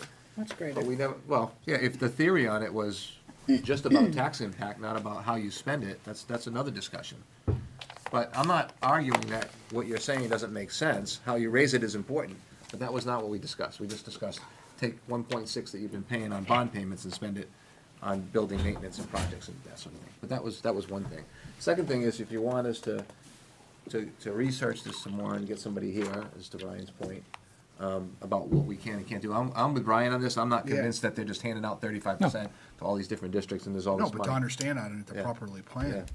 I mean, And because, this yeah, is- if this is, It's relatively new, right? we were taking sort of a viewpoint that we don't want to go out for a bond because we don't want to have to incur the additional, interest payments that, over the course. If we can start doing some of these projects, we're taking that last bond payment that we had and still just using that money and just keep raising that same 1.6 million, and doing all these projects, we could do it all internally. But it's sort of now, the catch to that is now we're learning is that, well, because the state would now kick in potentially the 35% of that. So if the state's kicking in 35%, now it makes sense to do it in a bond because the state's picking it up. I mean, now we're pushing our liability back up to the state. They could, not would, but they could. I'm not incredibly optimistic that we would be a top-tier community based on all of their criteria. You may end up in a good spot only because of the fact that we may have the ability to plan it, right? But I don't think we're part of their target. But conditions change mid-discussion. They do. Right, so we commit to something, we start budgeting, and you should, so strategy and philosophy and those sorts of things can change. If that's a different strategy, then we Then take a different strategy. yeah. But that's, Mine- it's hard to just take the wheel and change entirely what you're doing based on a maybe. Right. Because that 35% is a maybe at best. You have a lot of resources that have to be dedicated to the site assessments, the building assessments, just to get there. A lot. And that's up to 35%, correct? Yeah. Depends on whether we change, but we could be a 30% community by then.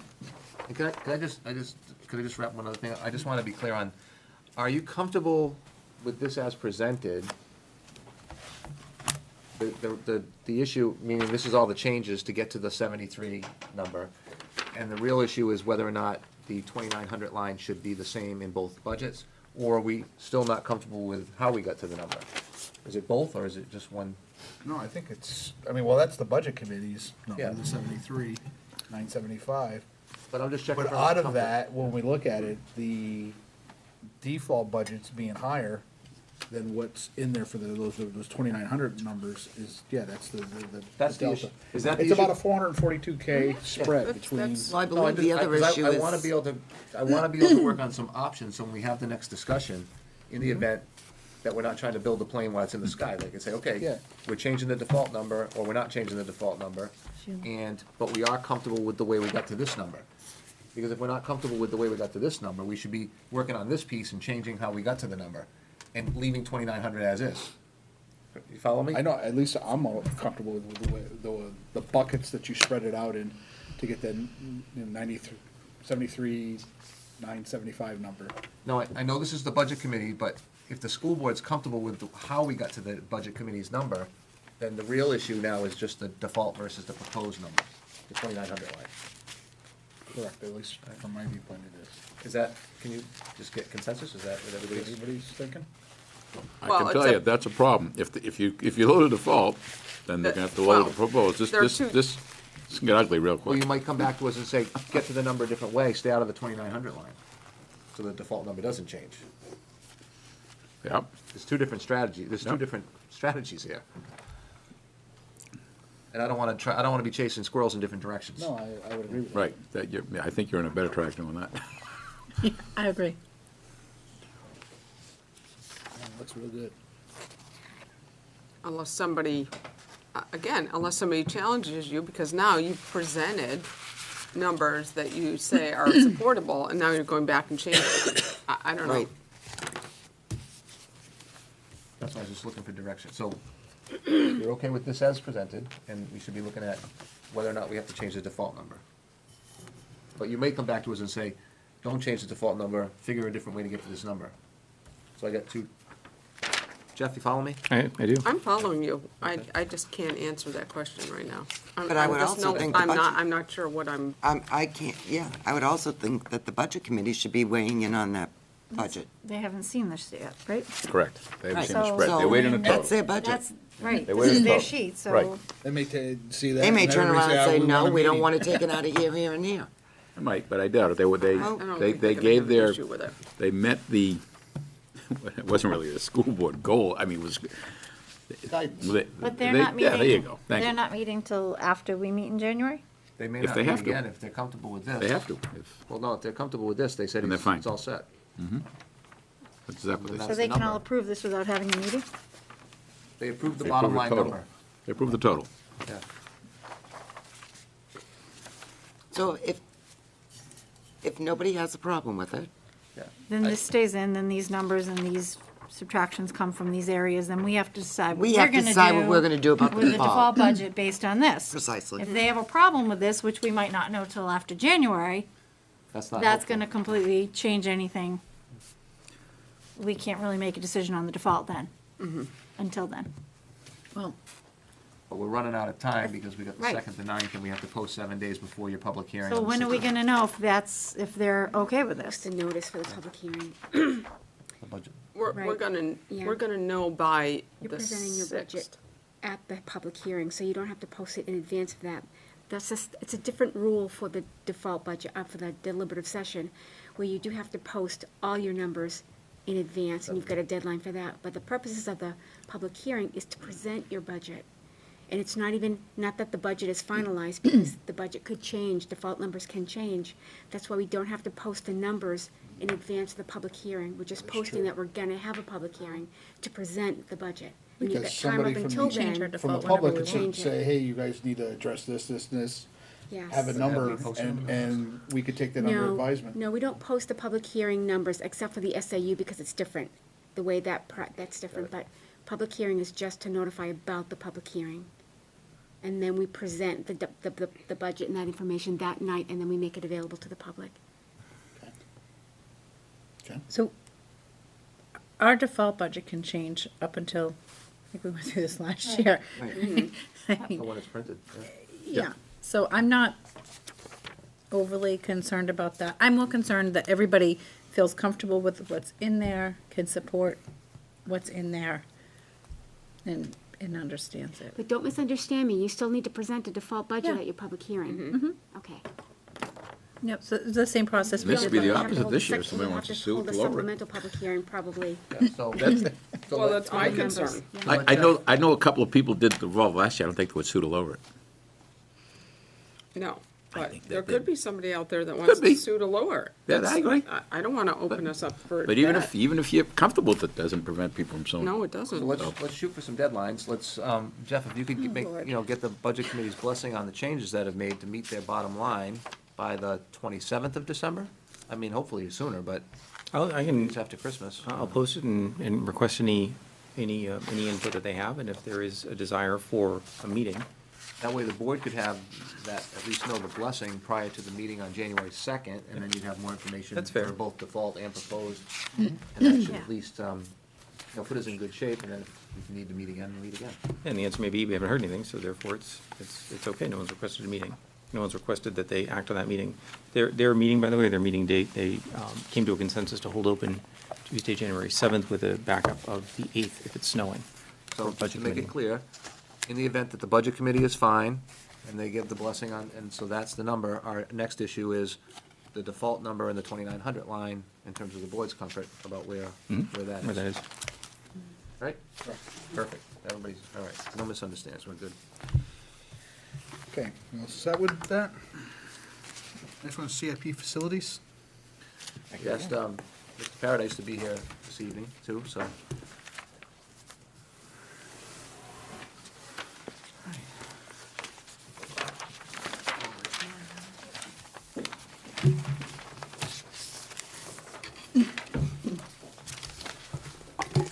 So the CIP committee did meet, and actually, several of you were there. I think Tim was there, a few of you were there.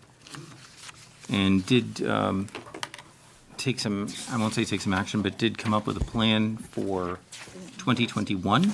You should have a copy of that in front of you. Yep. Page. And you'll see that some of the projects that, well, let me put it this way. Last year, we had projects that were approved for this year, we didn't have the funding for. And so we have a facilities director on now to take a look at what those projects are, so you can see anything that we haven't done. For example, the Performing Arts Center wall was on for the current year. That's planned and scheduled to be done. So anything that wasn't done from last year moved into year one. And the committee met and came to a consensus as to what could be pushed into the current year. So you'll see that proposed 1920 is a listing of the projects for the current fiscal year. Then, those projects total $532,953. And those are just facilities or sites related, generally. Vehicle in there as well. Year one, 2021, is the year that the CIP committee really spent time on. Year 2 through 5 really had not gotten a tremendous amount of attention from the committee. The focus was on year 1. And you'll see in that year there are, to start with the list, the business and information technology requests. And those are summarized at the bottom in terms of what the total cost would be. And the projects start on the second page for facilities and sites after that. Came up with about 1.537 million in estimated costs for non-BIT requests. So those are facilities or equipment or sites as well. You can take a look at any of the projects any questions that you have. The general philosophy, I believe, was to be able to address those immediate needs and some immediate or some cost-saving projects as well. So we were able to tackle a lot of our boiler activities just because those are known projects. Those are listed both in the current year and in subsequent years. Gary's been, obviously, been a great resource in that area. So we have a number of projects that we were, I guess, hoping to get in, but we just don't have enough time. One of the biggest projects that I think was somewhat disappointing, and I'm sure, Gary, you feel the same way on the high school walls, windows. Yeah. Those are those courtyard windows, those Caltech windows, and project estimates came in, I think it was close to 900,000 to address all of the courtyards. Those window systems are drafty, and you can't really get parts for them. They really need to be replaced. I don't think there was enough comfort on the part of the committee on that quote to be able to support it. I think one of the problems with that type of project is that, and there again, this goes into engineering, talking to Gary about it, looking at what's out there. We can go in and look at replacing a window with a window. When I took, and you see them every day. When you look and you look at how to replace those, and you actually look, it's not that simple. There's walls that may be bearing walls and non-bearing walls, load-bearing walls or non-load-bearing walls. The glass is thicker. What were some of the issues that you ran into? Because I think that's a bigger project, and I think that a lot of the projects we're looking at are going to be of similar That is a bigger size. project. As you were stating, the engineering, I would think, would be a huge part of it. They're in the 100 hallway in the high school. It is, I would say that would have to be engineered, only because that is just all glass. So I don't feel comfortable with somebody coming in and just replacing the glass without having that engineered. The courtyards at Caltech, there is two different systems, I guess, or walls, I would say. You have partial brick, then storefront windows, and then the Caltech we were discussing. That replacing those single pane windows, you're going from an 1.5-inch window to a 3.5 to 4-inch threshold for new replacement windows, storefront windows per se. So without someone coming in and actually saying, okay, well, the ceiling supported, or there are columns that come down that are right now covered. We're not too sure if those are supporting, but they haven't really got into structural engineering of it. This is a preliminary number that they threw at us, so that's where we stand with that. And realistically, they were a management company, Trident's a management company. They're not even a construction company. They did have a construction representative out there with them. From a window company. From a window company, yep. Okay. So, One estimate, that's it? That's all I could get out there. That's all you could get out there? Mm-hmm. I've called at least 6 different companies. And they're the only ones that replied that said, yeah, they'd come out and look at it. On this list, the very bottom thing on page 1, construction, admin office, and conference room in courtyard 1. Is courtyard 1 part of these courtyard window wall systems we're talking about? There would be some of that. I wouldn't anticipate that project would necessarily be moving forward next year, and that's in year 2, I believe. Well, but my point is, if that's in the same space, why would we look to replace all of those windows in the courtyard if we were then going to later be looking at putting office space and conference room in that courtyard? Yeah, I'm Wouldn't not it make sense to do that? The issue is, About that. you're at the tip of the iceberg. The issue is that in years 2 on, there is no plan. We do not have a 5-year facilities plan for this district that is going to strategically look at what is the big picture in the next 5 years. And we're going to be up against it. There's all these projects that we bumped out for years that are now coming in that are hundreds and hundreds of thousands of dollars. But until we know, are we going with the buildings first? Are we going with the fields first? And have a comprehensive look, like I said, at CIP, of the whole high school building. What are we gonna do? We're not gonna do offices in one area if we're revamping the high school. We have to have a 5-year plan for this campus, the first year of which probably is gonna be some expensive engineering look at this campus. But even before that, you gotta decide what's first, the outside or the buildings? So somebody, That's an easy one for me. what is it? The buildings. The buildings are first. You know, at I- first, I- our very The other way first, around. Well, see that, but you gotta No, make a, the very first thing we're here to do is educate the kids. They need a better learning environment.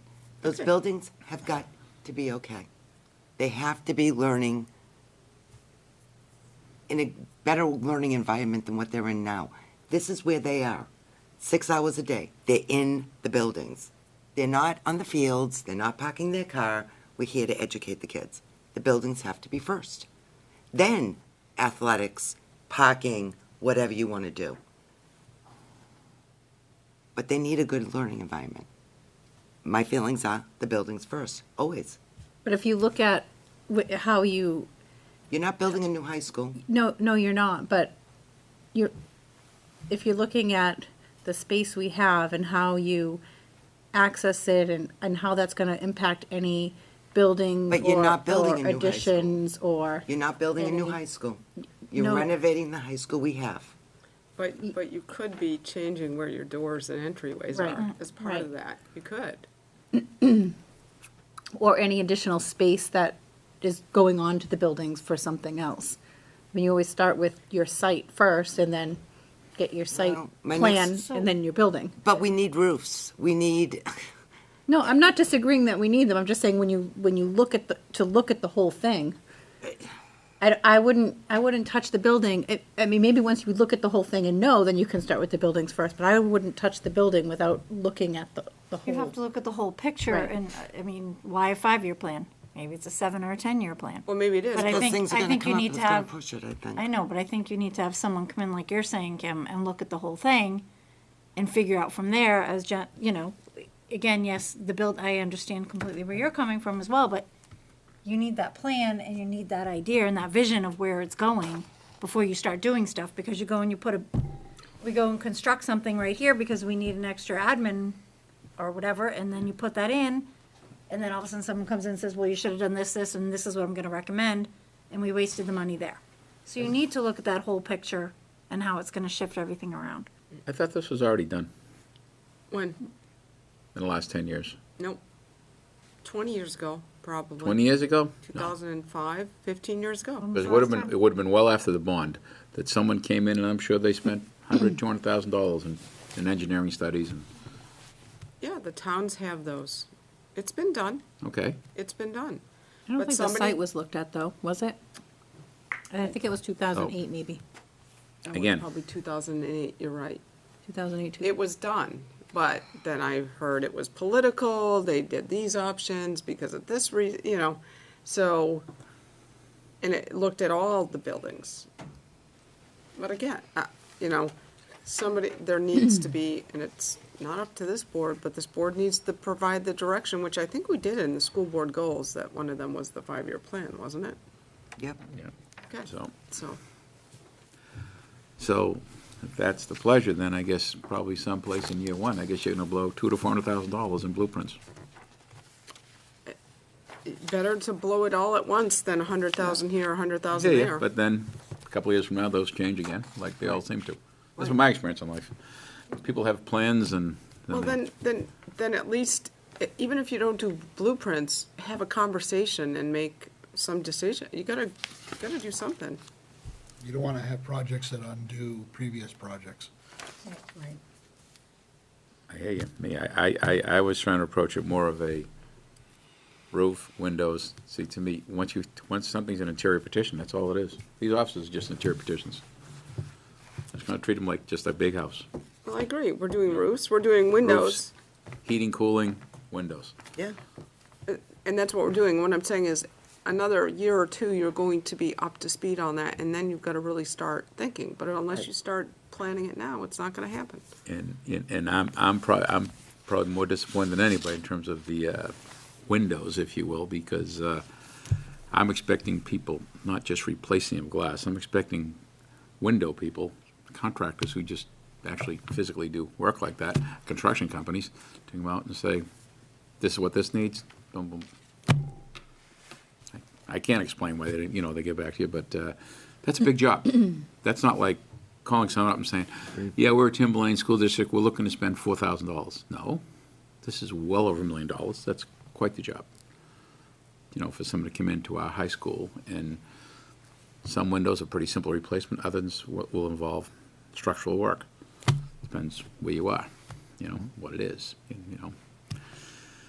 That being said,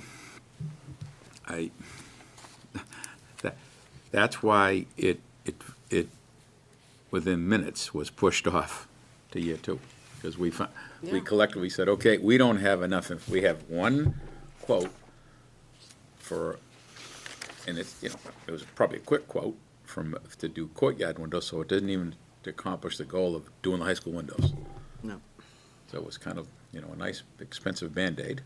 So it's like, and it was, and from a budget, and you have a ballpark idea, so then I think then the CIP group just going, okay, there's no lack of projects to do around here.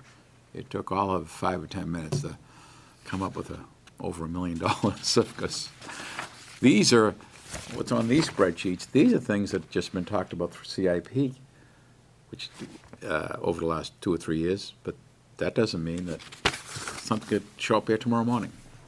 You know, and you have to deal with it. That's 50 grand, it's $200,000, and that would bump one of those projects out the year, and you prioritize what's got to be done.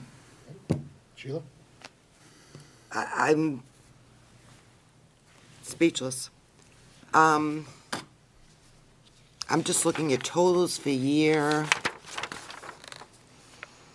Oh, let's start 21, 22, 22, Don't even- 23. You should not We didn't even look look- beyond year one. don't even go beyond So year don't one. drive yourself nuts. You'll drive myself nuts. Yes, We you'll didn't drive look at it. yourselves nuts. We had no idea. We didn't look at year 2, 3, 4, 5. We didn't, anything that was not, Okay, but I guess my question is that things that are on here from former employees, have you re-looked at these things to see if they actually?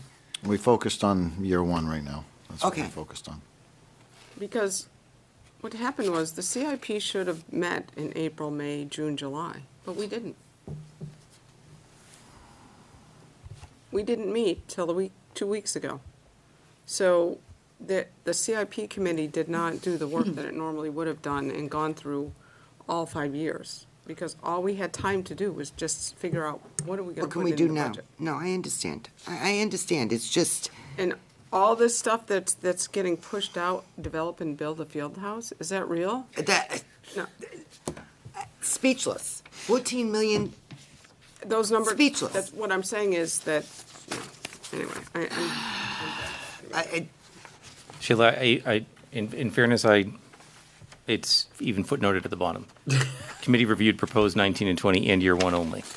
no, I understand, make but it clear. you need I to get look it. at, understand that I'm looking at, did I read this right?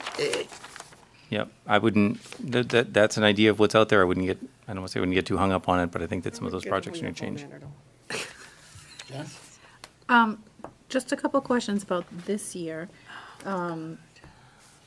We talked about, science classroom cabinets. Are those done? Not that I'm aware of. They weren't done over the summer, and they haven't been done since I've been here, so. And I thought that What, this, what, I where thought was the this, where was discussion- this one? The high school? yes, at the high Yeah, school. we might have a couple remaining. I And Mr. think Guerrier there's- said that they didn't go in the summer, I thought, because they weren't in time. The cabinets hadn't come in time or something? This is the first I'm hearing of it. I'll have to check into that. They're not done. They're not done. So have they Do we been have the ordered? cabinets? Not that I'm aware of, no. So nothing. I don't know if they were ordered. I can check into that. But you all remember this conversation, right? That we were. They would have been, we didn't have a facilities director in the new year. But this goes, I mean, I'll dig it out if I have it with me before the end of the night. This goes way back, like, way back. This has been an ongoing project. We've been trying to tackle these classrooms, right, as we're going along. Because we talked about this, I think it was last year for a project for this year. This could be the most committed project that we've ever done on a 10-year basis, where it is done a piecemeal every year, and it is the most dedicated project we've ever done. Without a facilities director, We had a facilities director, is my point. in July, We, August? Yes, but this was, We had a facilities director in July. Well, we had a business coordinator is what, It wasn't, we didn't have anyone, was what we had. didn't even have a facilities supervisor, I don't believe, at that time. Well, we had a business operations coordinator who was correct. Who gave us Seriously. information about these science cabinets that I kept asking about over and over again. who reported to us on facilities? There are cabinets in Sandown, the Learning Center at Sandown Central, too, that are, you know, those bluish, greenish color, whatever the color, there's cabinets there, Teal. too, that are supposed to be replaced. So these science cabinets have not been replaced, and they're nowhere in any of the budgets now, because CIP was not aware that they were still out No, they were there. in the budget for this No, year. That's a project that you'd hope That's to a get done this year project. right? Oh, so it's in the budget. So Well, that's whether what I'm the- asking about, because I want to make sure it gets done this year, because it's in this year's budget. You'd spend the money on them this year. Is that a job you do in-house, or is that somebody you'd have? No, we'd cabinet? probably get somebody in. So you'd have somebody under I think- contract? Yep. and That, you would either get done I during believe vacations or in the summer? last And that's science, what, I'm pretty sure it was said, it was gonna be done over Christmas vacation, because they couldn't get it, he They couldn't wouldn't get do it done. So. take So a my look at next that. question is, we had an executive summary about, locker rooms and needing to repurpose them for Title IX. Is that something that we're looking to do for this year? That's on a future agenda. Next, On the next next agenda. Oh, next agenda. Next meeting's agenda. Oh, okay, sorry. Yep. So we have some recommendations to try to address Title IX issues. Okay. Done? Pacwall? Only me. I don't work here. No, we That's talked, going I to be looked at you done, because right? we talked about it earlier Oh, today. okay, yeah. Yeah, do we have any Spring. updates on the PAC? the Pacwell, I've been in touch with Triton, and Triton has been working with George W. Pinn Masonry to get us a final number on, because we've changed Whoa. that. So you can't do that? You can't handle those two subs? You're I co- hiring, No, I haven't hired anybody. I've contacted Steve because he was getting us a credit for the siding. I didn't know where we stood with the numbers. So I've asked him to find out what wow. his credit was gonna be for the masonry. There's been an ongoing conversation with him, trying to get those final numbers. I'm really curious, where is all the data that the former employee had on his, do we have an IT guy that could have pulled this data? I mean, we have an employee that left with all this information that should be upstairs somewhere in some file, in some computer, somewhere that should be able to be pulled. Do we have the capability of doing this? Yeah, We have all that. He left us in great shape yeah. I as think- far as information in that regard, right? I mean, Have you seen it, Brian? Out of curiosity? I recall this, and with this I'm confused. There were two subcontractors. One mason, one doing the metal. Pretty simple to me. Very simple to me. I'm a little surprised that we're now, And the plan was to have the mason come first, yeah. and the other people come second. Right. remember we had that They had to talk go about the bottom up. flashing, Yeah, which one was first? Mhm. And And That's what I thought was gonna happen. and then I asked, but you said we could do it the other way, right? Remember? I didn't say, oh, no. I believe Tom said you could do it the other way, and that's, I think personally the way to go is me, ground up, masonry first, and that's how I'd do it, personally, but I thought the reason it wasn't done was, again, because there was a 90 to 120 day vacancy, if you will, in facilities, then I just figured because of the weather, you're not gonna do masonry. That's the same understanding I had. That's kind of how I looked at it. That Is that where was, we're at, though? I don't know that answer. That's Is that what I where thought. we're at? Are we, My are we understanding. ready to go with masonry In the spring. once the weather breaks? It's just a simple question. Are we ready to go with a mason? Is that person contracted to start once the weather breaks? Just a quick yes or no? I can't give you that answer right now. So it's a no. Really, it's a no. If you don't have something concrete right now in writing. I don't saying- have anything concrete in front of me right now. We don't have a contract with the masonry company. Why? Why don't we have a contract? I believe that we have to have both companies coordinate and work it out, and I believe that's what Gary is working on now. One is doing demo, right? The siding company is doing the demo, on which our masonry company then needs to go and install their masonry, coordinate with them then to work up with the steel. This is not a project we're anticipating having completed over the winter. No, I understand Yeah. that. I just want to make sure that we get it completed or In this year. this Yeah. year. Yes. But, That was the goal. But I can see what you're saying. You should have people under contract now. Right. right, if you want to get them for If the you want to spring. get it to go for spring, Yeah, they gotta plan their schedules as because well. they're already booking out. Gotcha. Yeah. order materials and so forth. Can we get an update for January 2nd meeting as to where we stand and Yeah. what the dates are that these people are gonna be coming to work on this? I'm just really concerned, because this is money that the voters approved for this Now, year, yeah, and we have to present have this concern, project done. priority. It has to We get have to have them done. under contract. It could get, let's just say that they weren't available and it could get stretched out into the summer. We just have to have them under contract before June 30th. We spend this year's money. And let me think, when did we know about this? March of, I really don't, Oh, no, I mean, ideally, I want it done this spring, but I'm just, I'm not a mason and I don't do siding, right? So, I mean, I don't know what they're we need to have them locked in for a time frame. If they say we can't do it until whenever, well, but the longer we wait to do that, the longer it's gonna get pushed back, so, that I makes mean, perfect sense. Yep. Get them under contract and get some dates. Yeah, just to be clear that there have been design changes in that time. Yeah, but those design changes were over, 6 months ago? They were very Well minor. over that. Very minor design changes, about as minor as you can get. So, the overall goal, when the voters approved that last spring, the goal really was to have it done before this winter. yeah? That It was the plan. It That was. was the goal. It's not a big job. It's really not this big job. No, you but know? I am glad that we didn't do half of it and have half of it wait for the spring. Like, let's do it all, like, at the same time. That's fine, but it's, Steel would not have been a problem. I think we could have our steel guy don't think- to do the whole thing. Yes. Kids weren't in school. Yes. I didn't get the feeling that, Then we ran into the other issue. this had a lot to do with the vacancy of that position. Because that was in the spring that I had meetings with Tom and just, we were ready to go. Well, we did have the issue of the staggering of the masonry and the steel. The masonry was much farther out than the steel. You mean stagger the schedules, you mean? That's correct. Oh, There was yeah. no I was never, alignment. I was never briefed on schedules. Yeah, let like me that. understand. So the masonry, that has to be done first. Should We're be. going from the ground up. Should be. And then we're doing steel. So we're waiting to have the mason do that first. Correct. Well, we're waiting to book out a mason to He- do that Yeah, first. let's get that. We don't have anybody contracted. Right. Yeah, but he wasn't, they didn't, if it was steel, the steel would have been done. And that's not, But that's it's very not steel, straightforward. it's brick, because that's gonna last longer, and that was the decision of the board, so It's brick and steel. here we are. Yeah.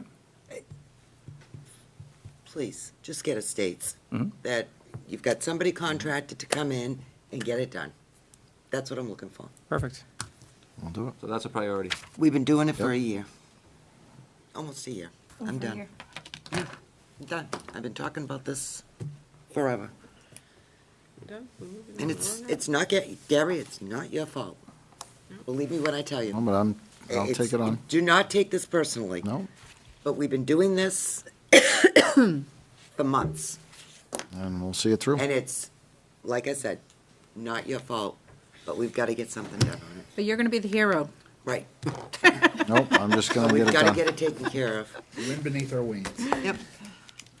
All right, everybody So else are have you a- looking for us to approve the CIP, or are you looking for us to do something with this? No, it was just, Just it's just- informational? just to show you what projects are slated that money in the proposed budget is gonna be used for. Okay, I And do have a what question. projects that we should be able to do this year based on what's in the budget for Okay. funding. Boiler replacement at the high school. Mhm. That we're trying to get in. Yep. Is that water, heat, Yes, forced hot water. what's hot water? Mm-hmm. So is it, Currently, there's 8 boilers in that building, right? and I have 3 that are down right now. That will 3 out of 8. hard to get parts for because they're so old. Okay. We have worked on 2 of them that we've had replacement parts for. Now they're up and running, so, So this is only replacing one of them, right? no, that's replacing 6. At the high school? Are you talking the high school? That one price is 6 boilers? That's 6 boilers. Yeah. You're kidding me. A lot of air to heat up. Well, I realize that, but it doesn't say 6 next to it, so I just assumed it's big boiler. It's got to be No, big money, right? it's 6 boilers at It's the high 6 of school. them. Does it have an Okay, S on the great. end of it? I'm sorry? Does it say boilers with an S on the end of it? Yes, Oh, okay. So it's more than one. yes, 6 total. But it doesn't It doesn't say 6, though. It says HS boiler It replacement. says boiler. Sorry. No, not your fault, but All right, it's, we're getting on something has semantics to- here. It's like, we're really I'm just worried trying to about find nothing here. out what we're replacing here with that, that's all. And Atkinson, Atkinson one? currently has one boiler, and we're replacing it with 4 $1 million boilers, 1 million BTU boilers, sorry. Caught that one. Yeah, Million good thing, huh? dollar boiler. Good thing. so are those gonna be running and then switchovers, the, Yeah, what they do is they lead lag, so this one will run, next time that one will run. It's all with the Like building power management house. system. Yep. it's got the backup? Yep. Okay. That's 4. So the schedule of replacing these, how is that looking? Like, you're gonna start at a particular time? It would have to be a spring thing. I can't shut a building down right now. Is that what you're talking about? Well, Yeah. no, I know you don't wanna shut it down, but if you got a staggering aspect of that, there are boilers that are offline. So would you, With high school, yes, you could probably do that. With Atkinson, I cannot. okay, Pollard, I know there was one on there for Pollard. That one right now that currently is slated to be replaced is offline, because I have 2 brand-new ones sitting there running. So that one could be done. okay. So if we could just get a sort of an outline, a timeframe? Sure. Like, this school is gonna get this one started in February, or whatever the Yep, date is. absolutely, I can get 2 that. months, it's done, kind of thing. So where does this leave us on boilers? That leaves us with, What else in this district needs to? the middle school has 4 older boilers. Is that it, though? Nope, Sandown North has 1 new boiler and 1 old boiler. And Sandown Central has 1 old boiler. They have a total of 3 at Central. 2 have been replaced already, and 1 is looking worse for We the only wear, I need guess. 6 more and they're all replaced? Yep. After we do these high school, Pollard and Atkinson, yep, 6 more. Okay, are these on the CIP at future years? I think they're, Or we in the put it in next year 2 2 for years? 3, There's a 390K. Kim, is that what we did, the 390 for year 2021? 21, 22, I'm sorry? 390. Yep, And what that is to catch all the Yeah. remainders. Yep. 325 maybe, yeah, that was to catch the rest of them. Good. I mean, the boilers are getting by. I think this will put us in a much better position to have a distributed system. But the nice thing is these costs are very ascertainable, the projects are very doable.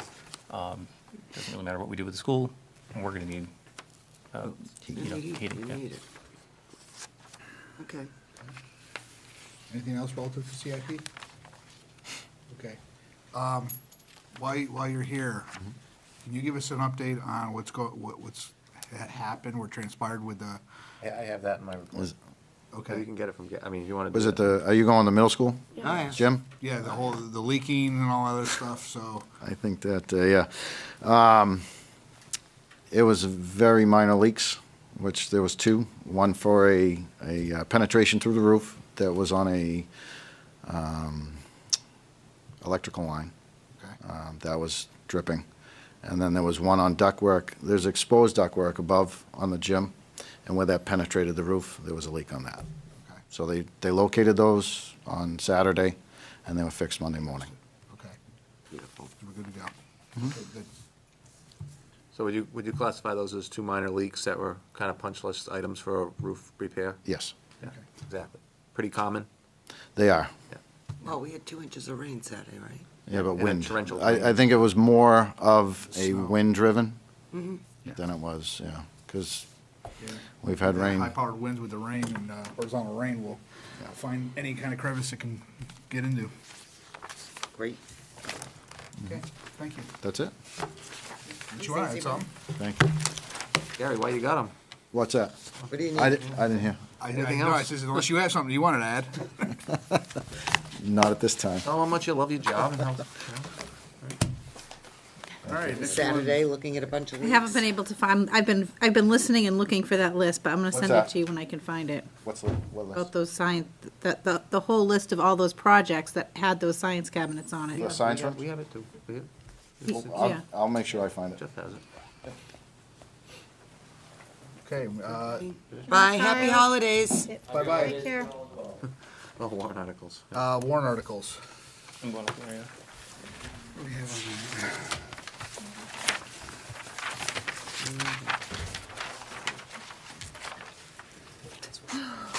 I'll start. I talked to Jim O'Shaughnessy today about this potential warrant article for, if the proposed budget doesn't pass, that we put in whatever X dollar amount for the, for capital. You do have to, there are a couple things you gotta think about here is, one, where's the money gonna come from? We do have a capital reserve fund, you could pull money there. You could pull money from the unreserved fund balance, which, shoot, I forgot to ask Jeff what that balance is right now. You could pull some money from there, and then you could raise and appropriate. So you could have less tax impact if you pulled, say, some from the unreserved fund balance or the capital improvement fund. Especially given the fact that we now have a $1 million revenue shortfall that we just got made aware of. So that's one thing that we need to consider if we're looking, when we look to put this warrant forward. And the other is you've got to be careful, you do have to have some projects that you're working on. And he would like to see what projects that we have here in the CIP so that you can word it in such a way that it's not going to, cause you not to be able to do some maintenance on your building should this not pass. So I need to talk to him a little bit more about what the language of the warrant should be in terms, in light of the projects that we're looking to have done. So you don't, if you get a no, you don't want to do it such that a no means no stops you from doing something that you really have to do. So, does that make sense? So I guess we need to know does anybody, where's Jeff? The unreserved fund balance, wow. Or could you find out what the unreserved fund balance is? I mean, Can you explain that unreserved fund balance to me one more time, please?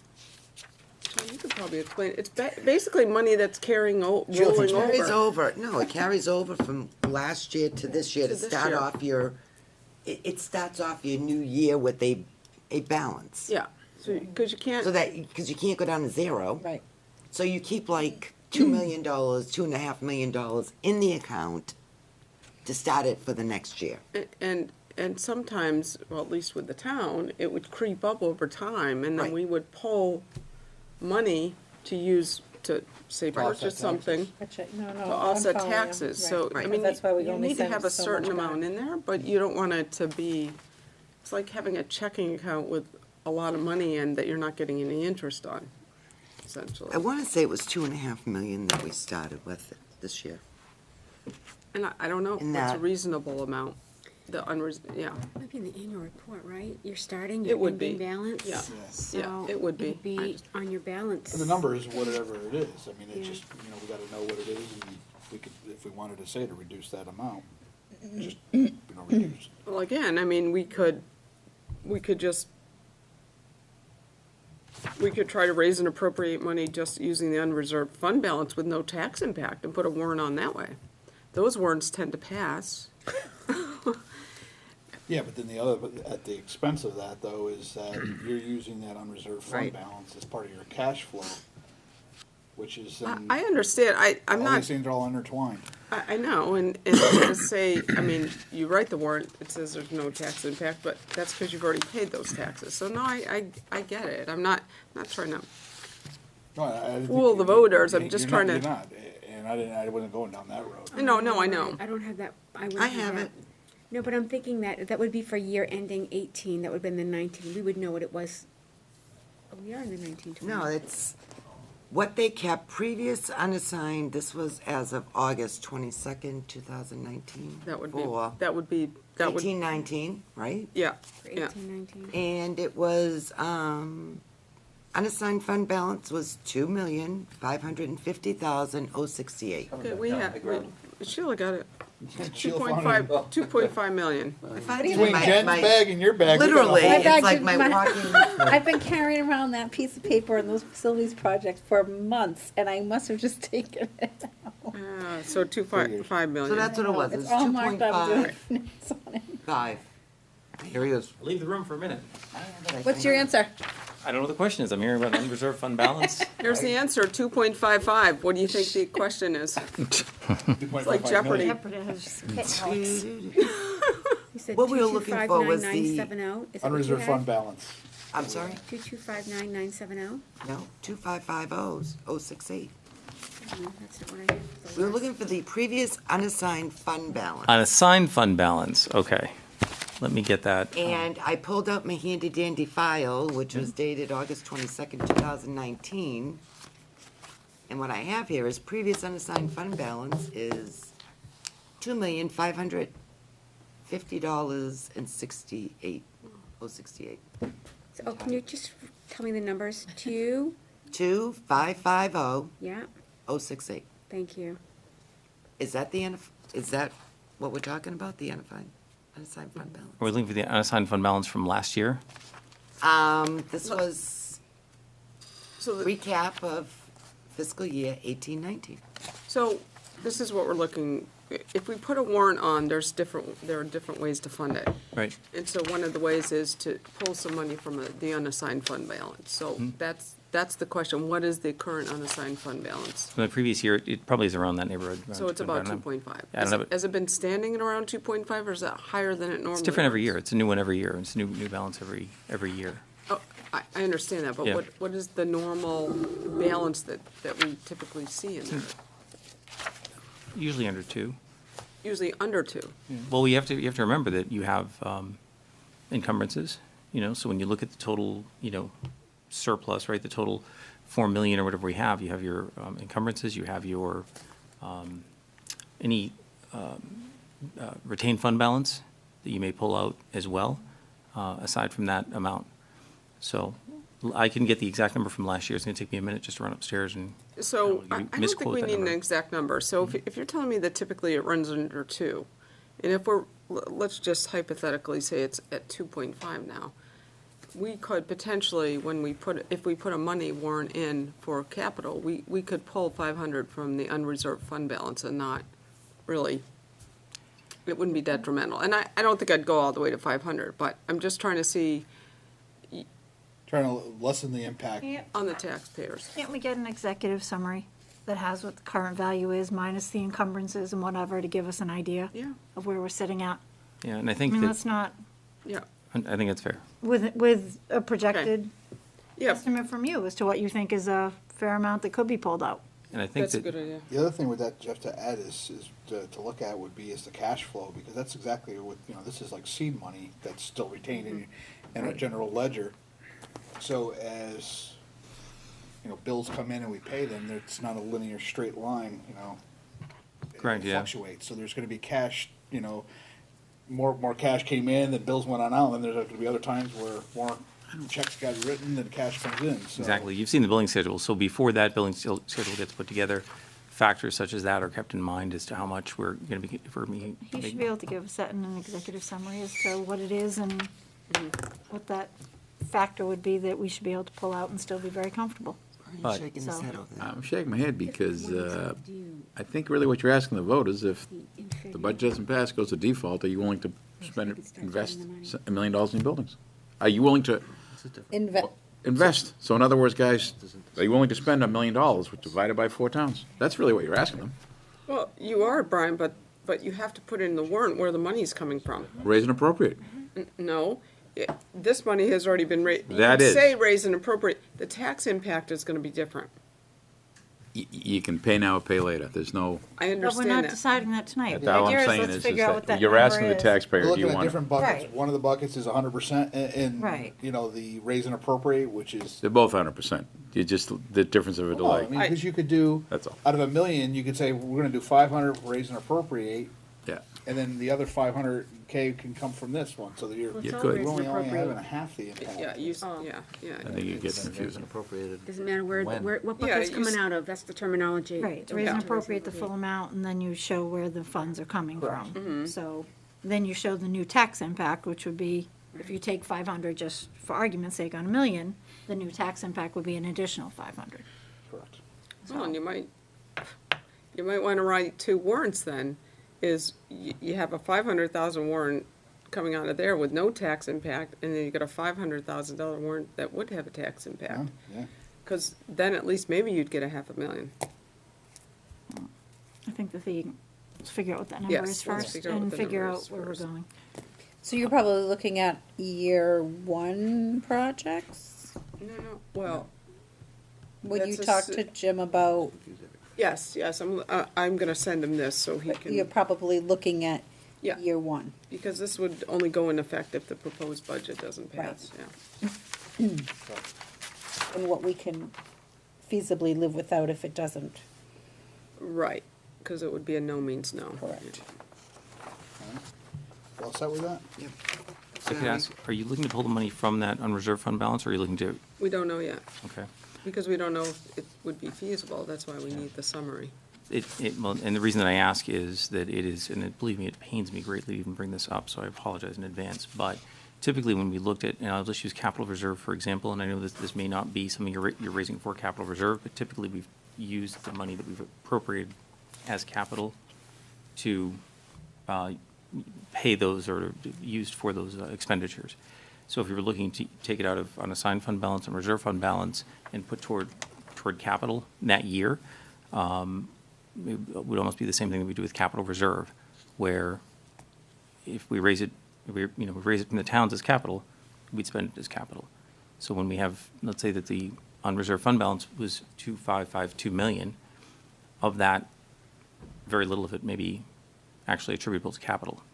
So, and that's why this year, and I don't want to get the issues confused, but that's why this year we had a unreserved fund balance exceeding 32,000, but our contribution to the capital reserve was lower because that money was raised from capital. It pains me greatly to put that out there, so I apologize. But I will just for consideration, No, it's all valid points. so. Well, then in the summary, let us know what the tax impact is by town in terms of if it was raised and appropriated as based on ADM, what Danville's cost would have been if it were EPV, just so that when somebody tries to,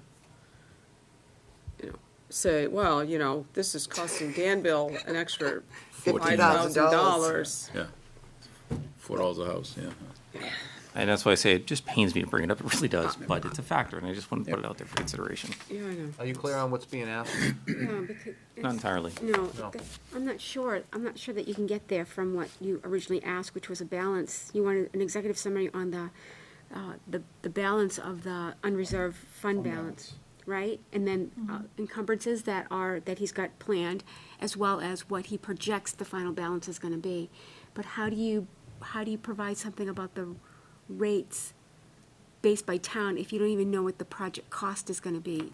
Well, no, of the unassigned fund balance, how much of that was raised through ADM versus how much Well- of that was EPV? No, you make the assumption it was all raised off of ADM, and what would the difference be? I think the way you're stating is kind of correct. I think you understand what I'm getting at. Because essentially, whatever is left, right, whatever you'd be raising would be, whatever you're using would be from money that was raised on ADM. So if we took that same money and said if it was raised on ADM, it would cost this town this much. If it was Yeah. raised on your equalized valuation, it would cost this much. And that's, we may not want to pull it from there if we see there's a huge difference, because we don't want to get in trouble with the town. So I'll ask again, do you understand what, Generally, I think I have enough to get generally, he's by. not gonna do it, right? We Yeah. either understand it or we don't understand it, 'cause Yeah. I don't wanna have, a misunderstanding. Well, what I'm intending to do is actually go through, hey, this is what our total net, our total gross surplus was, if you will, last year. This is what our encumbrances were. This is with all of this is our unreserved fund balance. This is our unencumbered fund balance, capital reserve, right? This is what our contribution was. Bottom line, this is what that bottom line was, so that we all understand where all those aspects come from. Then to say, hey, let's say it was 2,552.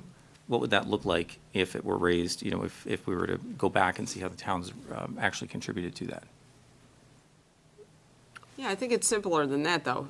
Let's take $1 million. Take the $1 million and say, using ADM, Atkinson would have paid $250, Danville would have. Then take that $1 million and use EPV and tell me what each town would have paid. Just Just so we see the difference, that's all. It should be like that, just dividing it by Button. whatever those calculations are. Yeah. I'd use last year's for perspective, last year's Yeah, no, factors. totally appropriate. All right, anything else? All right, thank you, Jeff, for the second time. All right, let's get on our agenda here. We're all set, warrant articles? All right, move on, administrator reports. Well, first, I want to say happy holidays, safe and healthy holidays to Timberlane families. Tonight's administrative report, in your packets, you're going to find an executive summary. That's a transportation update on the reassigning a Danville bus to Sandown. Take it out, take a look at that. New Hampshire Department of Education program change. Per our request and the DOE's approval, we've added an acquired brain injury as a disability to the Learning Center program at the middle school. If you need more on that, I can certainly have Susan come back and. Can you repeat that? I'm sorry. I was looking in here for something and, Per our request meeting in the district, we have added an acquired brain injury as a disability to the Learning Center program at the middle school, meaning students could qualify as that's a disability. You would apply to brain.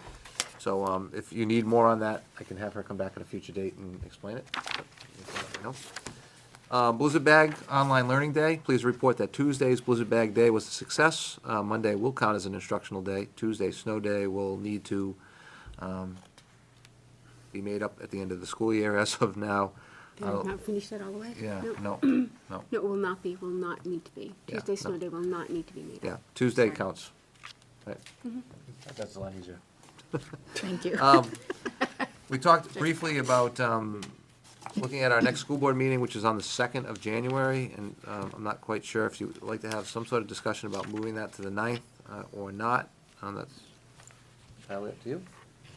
Yeah. As a board? Does anybody object to moving it to the 9th? Well, didn't we just ask to have something from the budget committee so that we could consider it for the 2nd?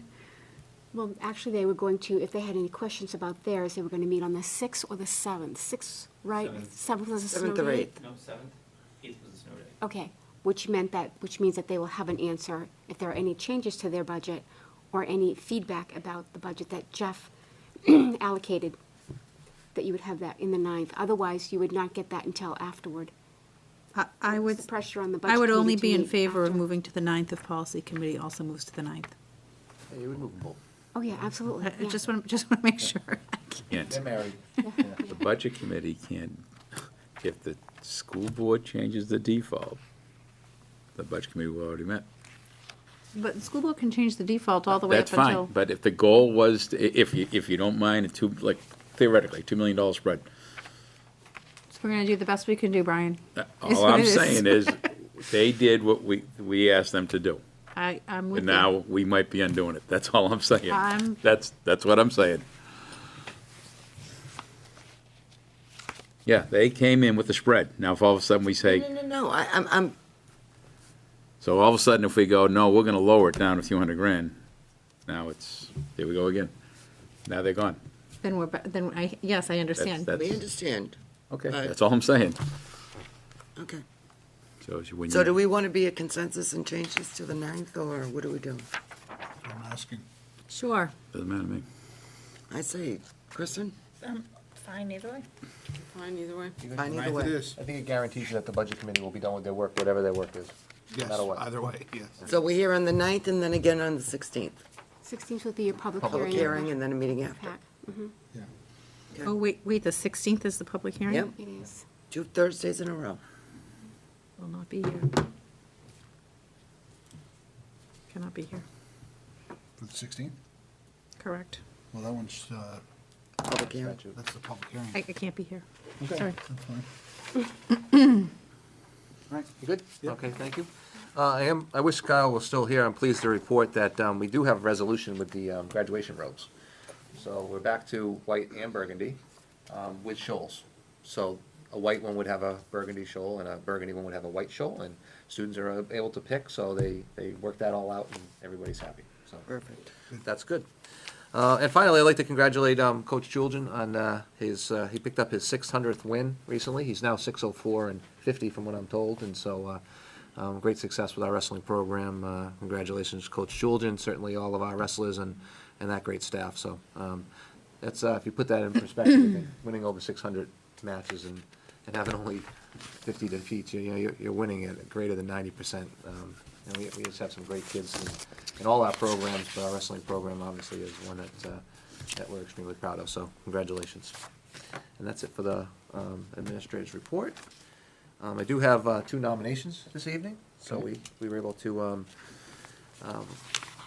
hire Jose Franco Mendez, that's a middle school Spanish teacher, and Jeffrey Runyons as a science teacher at the middle school. Their credentials and interview and everything is attached. So we'll be looking for a nomination, looking for a motion to accept those nominations. Motion to accept the 2 nominations of Jose Franco Mendez and Jeffrey Williams. Second. Motion made and seconded. Any further discussion? Not call for a vote. All those in favor? All right. Great, thank you very much, appreciate it. All right. Committee reports. CIP met on Monday, I guess, and you saw the results today. And union, we met on Wednesday for union negotiations. Withdrawal committee has not met. I do need to get with the lawyer again. We do have to, I think, publicly post once the DOE has acknowledged that the withdrawal is set. And so I'll wait till after the holiday and then get a hold of her and see what has to be done. I don't know if a notice has to go out or what, but it needs to be posted or something publicly. Okay. Anyone? Jen?